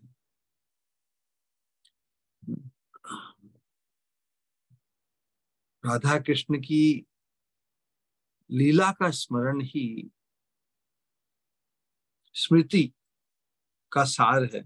चैतन्य महाप्रभु ने रामानंद राय के साथ संवाद में भी जो बताया ना कि स्मरणेर मध्य मुख्य क्या है। तो स्मरण के समय मन में, तो रामानंद राय ने क्या उत्तर दिया? राधा कृष्ण लीला। तो स्मरण के समय मन में से युगल, युगल का माधुर्य, युगल के माधुर्य का आस्वादन, उस सौभाग्य को भी प्राप्त करना है। ऐसा नहीं कि हम स्मरण की बात जो बार बार करते हैं, स्मरण निष्ठ, कि स्मरण केवल एक सहज नियम ले लिया कि हाँ आधा घंटा 1 घंटा स्मरण करेंगे इत्यादि। हम तो स्मरण भक्ति में हैं, ऐसा कोई सी धारणा कर सके। लेकिन ये केवल एक नियम या केवल औपचारिकता, जैसे 16 माला करके बस फिर छोड़ देते हैं ना, 16 माला, उसमें कभी प्रवेश 16 करके फिर 32 करने या 64 करने का की इच्छा होती है क्या? नहीं होती ना। हमारा आवेश, अनुराग वैसा नहीं हुआ है। केवल अपने आप को ढालने की कोशिश करते हैं, क्योंकि असत आवेश या संसार का जो आवेश है वही प्रबल है, उसी में ओतप्रोत है हमारी वर्तमान अवस्था। फिर भी चूंकि महाप्रभु हमें इस उस दिव्य भाव की तरफ खींचना चाहते हैं, इसलिए जिन महत्पुरुषों का आवेश अपने उस शाश्वत स्वरूप के अनुरूप मंजरी भाव का है, वैसे महत्पुरुषों के संग सानिध्य और एकांतिक हमारा जो सत्संग है, ऐसे महत्पुरुषों के संग होने से हमारा भी लोभ जागृत होगा। जब तक ये लोभ उत्पन्न नहीं होता, तब तक हमारा जो एक्नॉलेजमेंट वो कॉन्शियस होगा कि हमने आज इतनी साधना की, इतना किया, इतनी देर हम उस मनन या चिंतन में बैठे। लेकिन फिर वो जब कॉन्शियसली हम किसी कार्य को करते हैं तो समय बहुत धीरे धीरे बीतता है। यही साधन भक्ति है। साधन भक्ति जब तक राग के स्तर पर नहीं पहुंचती, स्पॉन्टेनियस, फिर तो जिस चीज में हमारी रुचि या आसक्ति उत्पन्न हो गई, उसका सतत चिंतन, उसका विस्मरण ही नहीं हो पाता। ऐसी अवस्था को हमें प्राप्त करना जो दुर्लभ है, लेकिन उसको लक्ष्य करना है कि काश ऐसा हो जाए ना। ये एस्पिरेशन क्या है? राधा कृष्ण प्राण मोर जुगल किशोर। ये जो लालसाएं हैं, इनका हमारा अनुशीलन होना चाहिए बार बार। जब हम जप नहीं कर रहे हैं या और कुछ कार्य नहीं कर रहे हैं, तो ये इन प्रार्थनाओं का अनुशीलन। चामर ढुलाबो कभी हेरिबो मुख चंद्र। कब ये सौभाग्य मेरा होगा कि मैं उस मंजरी रूप को प्राप्त करके उसी भाव से उन्हें चामर ढुलाऊंगी। तो ये एस्पिरेशन ही हमें महाशय बनाएगी। तो जो महाशय, इन एस्पिरेशन, ऐसे ऐसे ऐसे आशय जिनके हृदय में वर्तमान है, वैसे महत्पुरुषों के सानिध्य में आने से हमारे हृदय में भी वो आशय मतलब लोभ, एस्पिरेशन जागृत होगा। इसीलिए ये राधा रस सुधा निधि मंजरी भाव की उपासना का एक अद्भुत ग्रंथ है। किस प्रकार हमारा लोभ जागृत हो। एक इसके उपक्रम में एक उदाहरण ब्रज में बड़ा प्रसिद्ध है। ब्रज में एक सिद्ध बाबा हो गए, सिद्ध बाबा कृष्णदास। तो बहुत से साधक महात्मा उनसे अपना अनुभव शेयर करने के लिए, अपने पारमार्थिक जिज्ञासा व्यक्त करने के लिए आते थे। तो एक महात्मा उनके पास आए और उन्होंने कहा कि आकर बस रोने लगे। है खुद महात्मा, मतलब लौकिक दृष्टि में साधक, महात्मा, साधु, सन्यासी जो भी हो, और रोने लगे। तो सिद्ध बाबा ने कहा, भाई क्या बात है?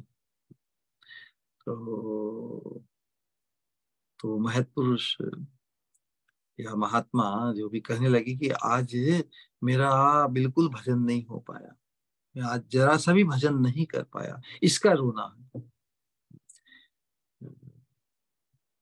तो कृष्णदास बाबा जी ने कहा कि भाई किस कारण से तुम भजन नहीं कर पाए आज? तो कहा कि आज मनन चिंतन में मैंने देखा राधा रानी के दाएं हाथ में अलंकार पहनाते समय उनका जो अंग की माधुरी है, भगवान अंग सौष्ठव राधा रानी का जो हाथ का जो सौंदर्य माधुर्य है, इसमें ही मन डूब गया। और दिन भर बस मन और अन्यत्र जा ही नहीं सका। जब मन कहीं जाया गया ही नहीं तो फिर भजन नहीं कर पाया।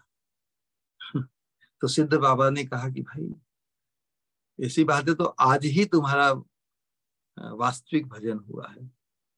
तो इस राग मार्ग का जो भजन है, हम मन में किस चिंता में विलसित होते हैं, हमने कहा मन के विचार से हाँ ऐसा चिंतन करना चाहिए, लेकिन क्या ऐसा चिंतन होता है? जब चिंतन में ये दिव्य भाव या दिव्य स्फूर्ति होगी तब उसको हम छोड़ नहीं पाएंगे। अभी तो वर्तमान अवस्था में हम कॉन्शियसली ये सब श्रवण करके हम चिंतन करते हैं कि हाँ ऐसी अवस्था। इसीलिए हमारे आचार्यों ने ये भजन गा दिए हैं। तो आवृत्ति बार बार इन भजन की करने से हमारे कम से कम उतना समय तो हमारा नियोजित होगा ना। तो हमें जिस भाव को व्यक्त किया है भक्ति विनोद ठाकुर ने, नरोत्तम दास ठाकुर जी ने, इस लालसामयी प्रार्थनाओं में उनको हमारी साधना का अंग बनाना है और इस लोभ को उत्पन्न करने के लिए त्राही त्राही करना, पुकारना है कि वो हम नहीं प्राप्त कर सके आज तक। उसका लोभ उत्पन्न हो, लोभ उत्पन्न करने के लिए ही महत् पुरुषों का चरणाश्रय है। कहने का तात्पर्य कि स्मरण जो हम करते भी हैं उसमें जब तक डूबेंगे नहीं, जब तक हम नहीं डूबते तब तक, क्योंकि नरोत्तम दास ठाकुर जी ने प्रेम भक्ति चंद्रिका के अंतर्गत जो बताया था ना, क्या सूत्र दिया था कि स्मरण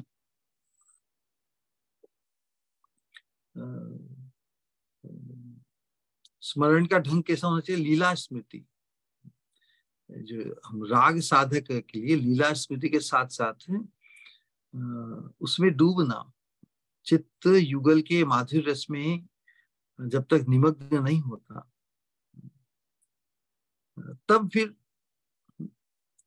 जब निमग्न होगा, जब हम डूबने लगेंगे तब फिर स्मरण छोड़कर मन अन्यत्र नहीं जा सकता ना। इसी को अनुस्मरण कहते हैं, स्मरण और अनुस्मरण।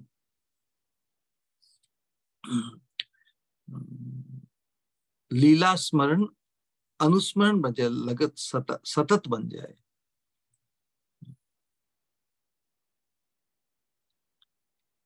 तो अभ्यास द्वारा इस अभ्यास को बढ़ाना होगा। अभ्यास द्वारा क्रमशः ये अवस्था आएगी। हमें पुकारना होगा, हमें जिस चीज को हम पाना चाहते हैं, इस सत्संग के माध्यम से जिसको हम लक्ष्य कर रहे हैं, जिस अवस्था को प्राप्त कर रहे हैं, उसके लिए पुकारना होगा, क्योंकि ये साधना पुकार की है। साधन स्मरण लीला, इसको हमें, ये कोई मजाक नहीं है। साधन स्मरण लीला इहाते ना कर हेला, हेला मतलब मजाक, ये कोई ऑर्डिनरी वस्तु नहीं है। काय मने करिया सुसार, सुसार मतलब संपन्न। कर्मणा मनसा वाचा, काय मने, इसका प्रभाव हमारे शरीर, इसकी इंद्रियों की वृत्ति में भी पड़ेगा। मन तो उसमें भावित होगा ही, लेकिन उसका प्रभाव शरीर पर भी पड़ेगा। तो हम जो चैतन्य महाप्रभु के चरणाश्रित जो भजन कीर्तन जो साधन हमारा है, इसमें दो प्रकार का है ना। साधन भजन, इस साधक देह से हम जो श्रवण कीर्तन इत्यादि करते हैं, और अपने अंतस चिंतित जो सिद्ध देह है या जो मंजरी रूप है, मंजरी देह से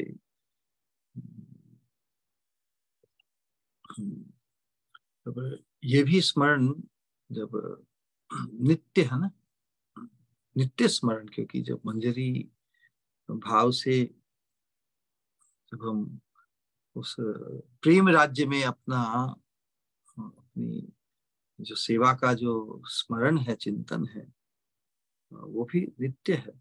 लेकिन दो प्रकार का, क्यों चैतन्य महाप्रभु की कृपा से ये प्राप्त हुआ। तो चैतन्य महाप्रभु जिस लीला में विभावित है, तो एक साथ जब हम सिद्धि प्राप्त करते हैं तो दो रूप की प्राप्ति होती है। यही अन्य सभी साधनाओं, अन्य सभी जो संप्रदाय है, वैष्णव संप्रदाय, उससे ये अन्यतम विशेषता चैतन्य महाप्रभु के संप्रदाय की है कि चैतन्य महाप्रभु जिस रूप को प्राप्त करके आए हैं, उनके पार्षद रूप में भी हमें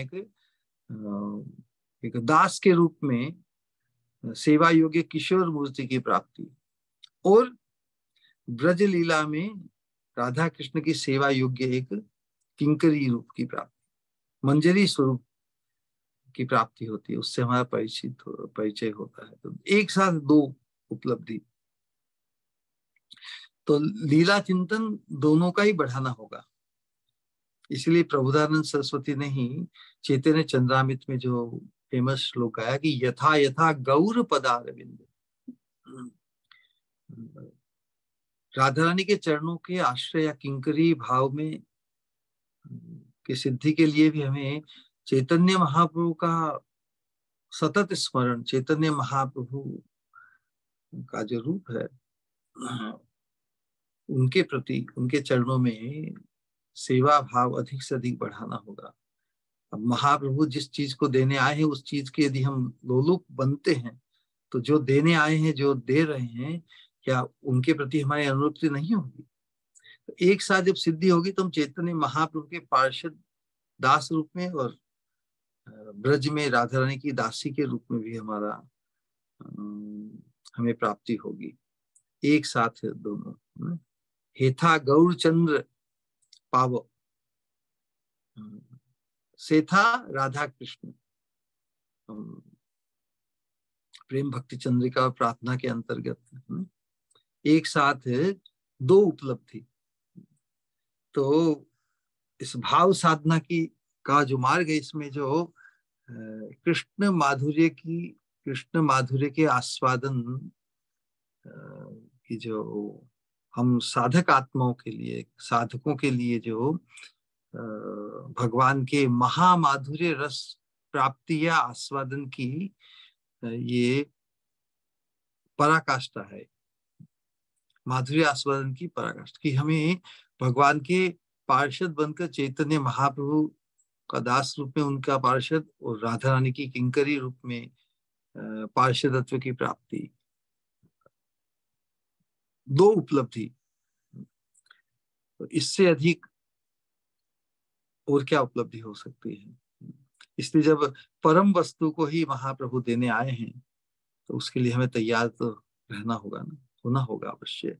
और हम इस प्रकार के सत्संग, सजातीय सत्संग के माध्यम से परस्पर एक दूसरे को उत्साहित करते हुए हम अपने संकल्प को दृढ़ करेंगे, वैसे भाव भी संपन्न होने के लिए महत्पुरुषों की कृपा के सतत आग्रही बनकर उस लोभ को अर्जित करने का प्रयत्न करेंगे, जिस लोभ से, जब एक बार लोभ उत्पन्न हो जाएगा दिव्य वस्तु के प्रति, फिर हमारी जो गति है, मन की गति, उस गंतव्य से हम फिर च्युत नहीं होंगे, है ना। जो जिस चीज में लोभी हो जाता है, उस चीज का विस्मरण उसको होता है क्या? नहीं होता। उसी प्रकार इस दिव्य भाव के प्रति हमारा लोभ उत्पन्न हो, इसी आशा को, अभिलाषा को, इसी आशय को व्यक्त करते हुए हम भी उस महाश्वेता के वर्चस्व सौभाग्य को प्राप्त करें। हम आज अपनी वाणी को विश्राम देते हैं। किसी का कोई प्रश्न या जिज्ञासा हो तो अवश्य प्रकट करें। हम तो पुनः पुनः ये कहते हैं कि हमारी तो नितांत योग्यता है, फिर भी चूंकि महाप्रभु देने आए हैं तो हम केवल प्रयास करते हैं अधिक से अधिक उनकी कृपा का जो स्रोत है वो महत्पुरुषों के अनुगत्य से, परंपरा से चला आ रहा है, और हमें भी उनकी कृपा का सतत स्मरण करते हुए और अधिक कृपा का लोभ उत्पन्न कर लेना है ना। हमें हमारे जीवन में कृपा उपलब्ध हुई है, इस चीज को हम स्वीकार करते हैं, लेकिन जितनी कृपा हुई उसमें हमें तृप्त नहीं हो जाना है। किसी श्रेष्ठ वस्तु को यदि हमने समझा है तो उस उस वस्तु की, उस वस्तु को परम सोपान तक, उस कृपा के परमतम रूप, अर्थात जब तक हमें भगवत पार्षदत्व की प्राप्ति नहीं हो जाती, पूरे जीवन भर इस साधना के क्रम में हम उस लोभ को ही वर्जित करने के लिए कृपा के ही परम आग्रही, परम लोलुप लोभी बने रहेंगे। इस लोभ को सतत जागृत रखना है। हरे कृष्ण कृष्ण कृष्ण हरे हरे, हरे राम राम राम। हरे कृष्णा। किसी को कोई कहना चाहें या कुछ जिज्ञासा या प्रश्न हो तो अवश्य आगे आइए।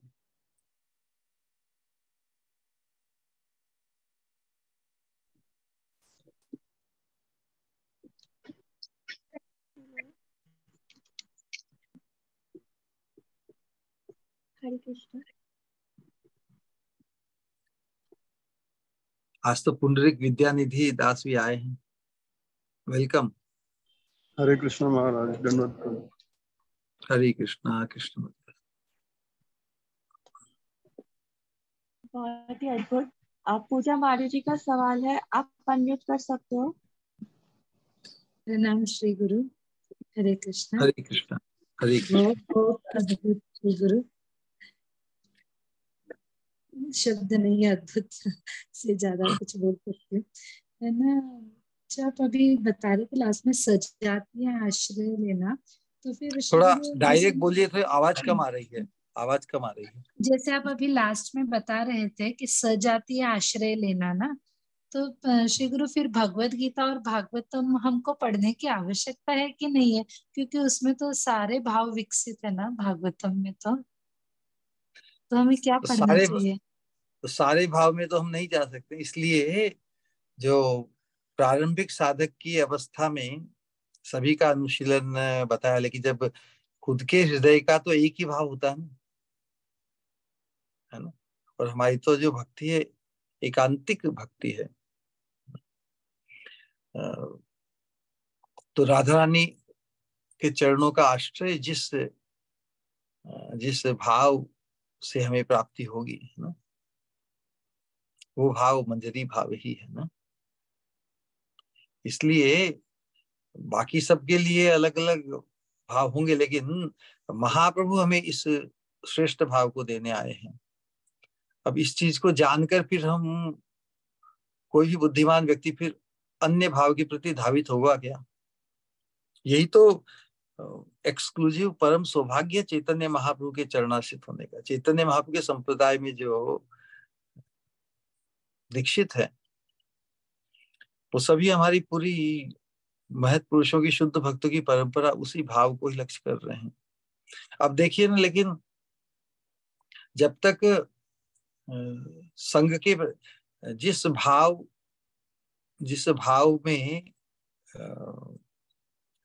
भाव में संपन्न महत पुरुष का हमारा संग होगा, सब कुछ संग पर ही है, उसी के अनुरूप, उसी भाव के अनुरूप हमारा लोभ जागृत होगा। संग से ही प्रसंग मतलब आसक्ति उत्पन्न होती है ना। तो जिसके प्रति आसक्ति उत्पन्न होती है तो उसके संबंध से उनकी जिस भाव की आसक्ति, उसी भाव की आसक्ति हमें भी प्राप्त होती है। इसलिए सजातीय संग बहुत आवश्यक है। कितने जन्मों से हमने सत्संग किया, धर्म निभाया इत्यादि, नहीं कर्तव्य निभाए, लेकिन हमें गंतव्य की, जो परम गंतव्य है, उसको उपलब्ध नहीं कर पाए, इसलिए तो यहाँ पर अटके हुए हैं ना। तो इस वर्तमान जीवन में हमें ये अति सुलभ अवसर प्राप्त हुआ है, इसमें हम ढील नहीं रखेंगे, ढील नहीं करेंगे। जो ढील कर देते हैं साधक, उनको भी भगवान ने भगवद गीता में प्रोत्साहित करने की, उनकी भी निंदा नहीं करते हुए कि ठीक है, जितना साधन किया है उतना ही ठीक है, तुम्हें और अवसर मिलेगा। तुम योग भ्रष्ट भी हो जाते हो और ब्राह्मण कुल में जन्म मिलेगा या संपन्न परिवार में, जिससे तुम्हें भजन की अनुकूलता प्राप्त होगी। लेकिन वास्तव में जो परमार्थ में जागृत हो जाता है, तो इस दिव्य प्रेम भक्ति मार्ग, राग मार्ग में सफल होने का जिसका संकल्प बन जाता है, वो तो फिर अपने आप के, अपने सत्संग की रक्षा करेगा। असत्संग छाड़ी, असत्संग का जो आवेश है, माहौल है, ओतप्रोत है, पूरा त्रिगुणात्मक जगत ही तो असत्संग है ना। इस त्रिगुणात्मक जगत में ही सर्वत्र इन तीन गुणों का आवेश से हम, तीन गुणों के आवेश से हम आक्रांत हैं। सजातीय संग या सत्संग न केवल हमें तीन गुणों के आवेश से दूर रखेगा, बल्कि जिस आवेश की तरफ हम बढ़ना चाहते हैं उसमें कॉन्सेंट्रेटेड फोकस हमारा आएगा, है ना। तो फिर हम गीता भागवत का जो अनुशीलन है, कभी किसी सिद्धांत का निरूपण करने के लिए उसका यूज करेंगे, लेकिन हमारा मुख्य भाव ही पुष्ट होगा। अन्य भाव को हम प्रेषित करेंगे उनके, लेकिन हम अपने भाव में ही प्रतिष्ठित करेंगे। मुख्य भाव तो एक ही हो सकता है ना, एक साथ दो नहीं। तो राधा रानी और गोपियां जिस भाव में, उन्हीं के अनुगत्य से ही हम उनकी सेवा को प्राप्त करेंगे। अब हम क्या चाहते हैं, ये तो नक्की खुद को ही करना पड़ेगा ना। तो जो हम चाहते हैं उसके लिए जो साधन है, उसके लिए जो आवश्यकता है, उसी को तो समझना है सत्संग के माध्यम से। पहले तो हमने संबंध ज्ञान के द्वारा, उसके बाद में जो प्रयोजन है, उस प्रयोजन को सिद्ध करने के लिए हमें क्या साधन अपनाना है, अंगीकार करना है, और क्या अनुकूल है और जो अनुकूल नहीं है उसको छोड़ना ही होगा, उस आवेश को भी छोड़ना होगा, है ना। इसलिए सजातीय आशय, रूप गोस्वामी कहते हैं कि सजातीयाशये स्निग्धे साधो संग स्वतो बरे। हम उन साधुओं का संग करेंगे जिनके हृदय में वही भाव पनप रहा है जिस भाव को हम हमारे हृदय में पनपाना चाहते हैं, और जिनका स्वभाव हमारे प्रति प्रेममय हो, स्निग्धे साधो स्वतो बरे, और जिन्हें हम खुद से अति श्रेष्ठ माने। यही सजातीयाशये स्निग्धे साधो संग स्वतो बरे। 3 चीजों को हम यदि ध्यान में रखें कि सजातीय आशय उन्हीं महत् पुरुषों का, भक्तों का के साथ हमारी भगवत चर्चा या भाव का आदान प्रदान हो, तो हम दोनों, उससे भाव की पुष्टि होगी। 1 और 1 मिलकर 11 होते हैं ना, यदि सजातीयता हो। और जिनका हमारे प्रति प्रेममय व्यवहार हो, भाव हो, एप्रिसिएशन हो, तो उनके प्रति हम अपराध नहीं करेंगे ना। तो भाव की पुष्टि होना, अपराध से वंचित होना, और जो कुछ हम श्रवण करें उसे पूरी का पूरा बिना संशय के हम ग्रहण कर सके। तो जिन्हें हम खुद से अति श्रेष्ठ मानते हैं, उनसे जो भी बात श्रवण करते हैं उसमें फिर हमें संशय नहीं रहता, संशय रूपी बाधा उत्पन्न नहीं होती, पूरा का पूरा हमारे हृदय में प्रवेश कर जाता है। हम उनकी बात को शुद्ध सिद्धांत और शुद्ध उपदेश के रूप में ग्रहण कर सकते हैं। उसमें यह नहीं होता कि शायद मेरे लिए है कि नहीं है। इसलिए हमारी महत्पुरुष के प्रति जितने प्रमाण में श्रद्धा स्थापित होती है, उतने प्रमाण में हमारी सिद्धि है वास्तव में। इस सत्संग, सत्पुरुष का जो संग है, इस लेवल पर हम हमारे जीवन में उसको ग्रहण करते हैं, उसके अनुरूप ही हमारी सिद्धि है। हम महत्पुरुष के बारे में क्या सोचते हैं, किस भाव से हम उनका दर्शन करते हैं, उनसे श्रवण करते हैं। जैसी जैसी जिस स्तर की हमारी श्रद्धा होगी, उसी स्तर की सिद्धि भी हमारी होगी। यादृशी श्रद्धा, तो श्रद्धा तो सत्पुरुष में ही होती है ना। सत्पुरुष जो श्रीमद् भागवतम और जो चैतन्य महाप्रभु की जो परंपरा है, उस अनुगत्य धर्म को वो में स्वयं प्रतिष्ठित है और हमें प्रतिष्ठित करने का आह्वान करते हैं। तो इस सौभाग्य को जो अपने इस सौभाग्य को जो समझेगा, तो उस सौभाग्य को जो पहचानेगा, उसे सौभाग्य से संपन्न होना भी चाहेगा ना। किसी श्रेष्ठ चीज, किसी वस्तु की श्रेष्ठता को यदि हमने उपलब्ध किया, तो उस चीज को भी उपलब्ध करना है ना। तो जो श्रेष्ठतम वस्तु है, कृष्ण प्रेम का परम सोपान रूप, उस मंजरी भाव से हमें संपन्न होना है। उसे संपन्न करने के लिए ये सत्संग है। ऑलराइट जी श्री गुरु, बहुत बहुत प्रणाम। हरे कृष्ण। अच्छा प्रश्न है।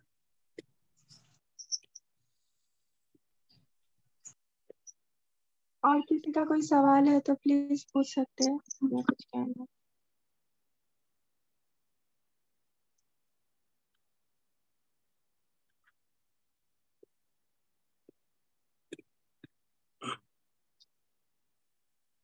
ऑलराइट, तो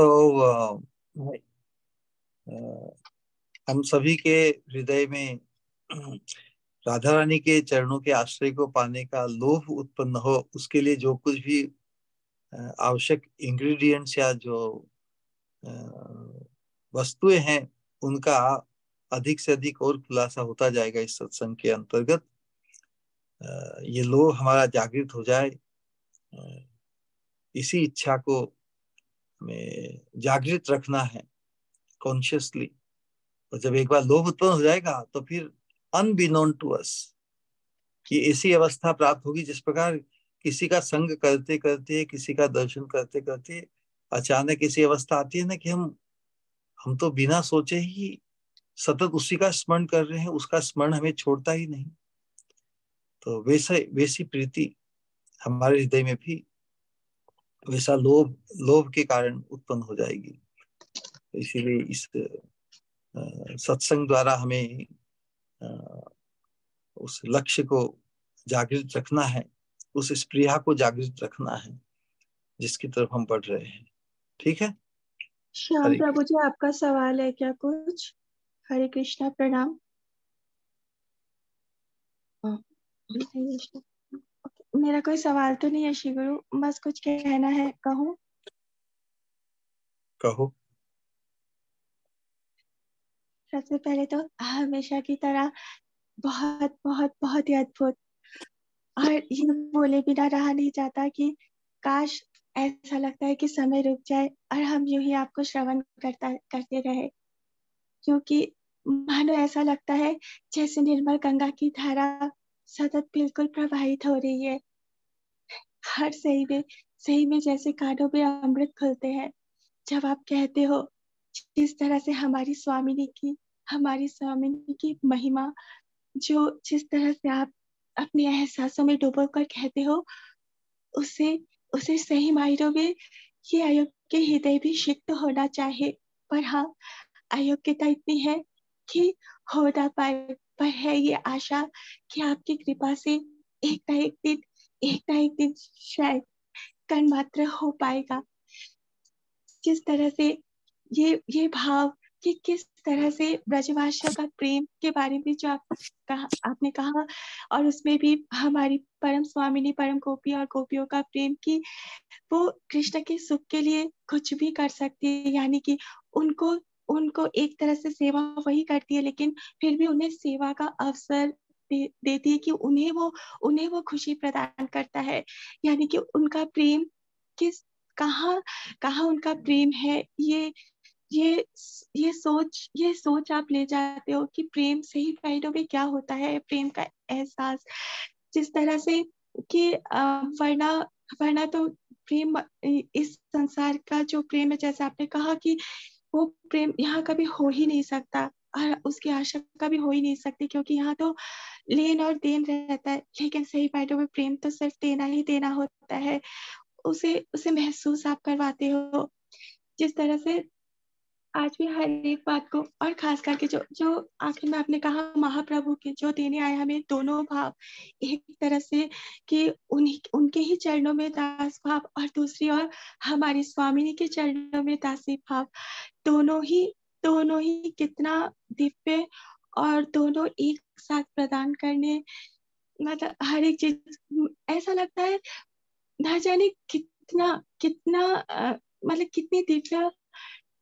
ऐसा लगता है पिटारियों से कितनी दिव्य बातें, हाँ, बस एक के बाद एक बाहर आती जा रही है, यूं लगता है। ऐसे तो कहने का कोई कभी अंत हो नहीं सकता, क्योंकि एक यही तो चीज है कि जहाँ जहाँ कोई सीमा नहीं हो सकती।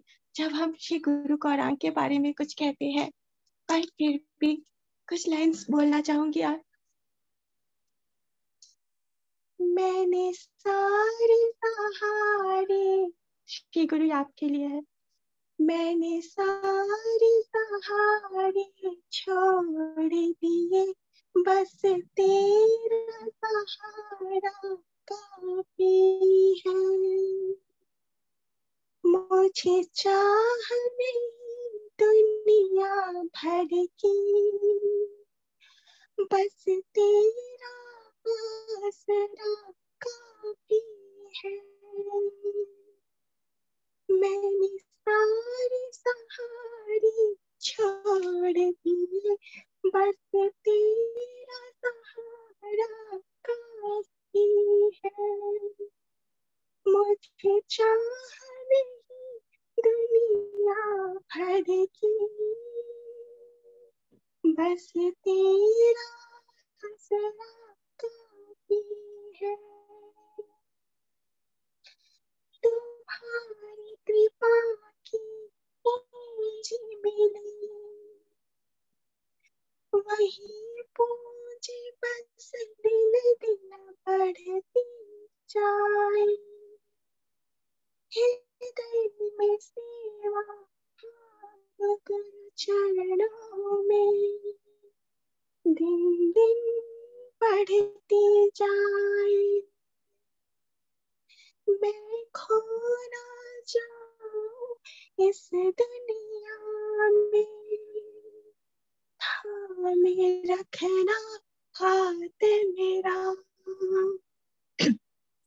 मैंने सारे सहारे छोड़ दिए, बस तेरा सहारा काफी है। दिया भी माने हमारी स्वामी की दासी का, जगाना चाहो लोभ उनकी सेवा का। मिली तुम्हारे चरणों में जो जगह, हुआ सार्थक जीवन मेरा, हुआ सार्थक जीवन मेरा। सारी दिल का हर लिया तुमने, बनाया निर्भय, बस एक ही दर, छूटे ना कभी हाथ तुम्हारा। मैंने सारी सहारे छोड़ दी, बस तेरा सहारा काफी है। मुझे चाहने दुनिया भर की, बस तेरा काफी है।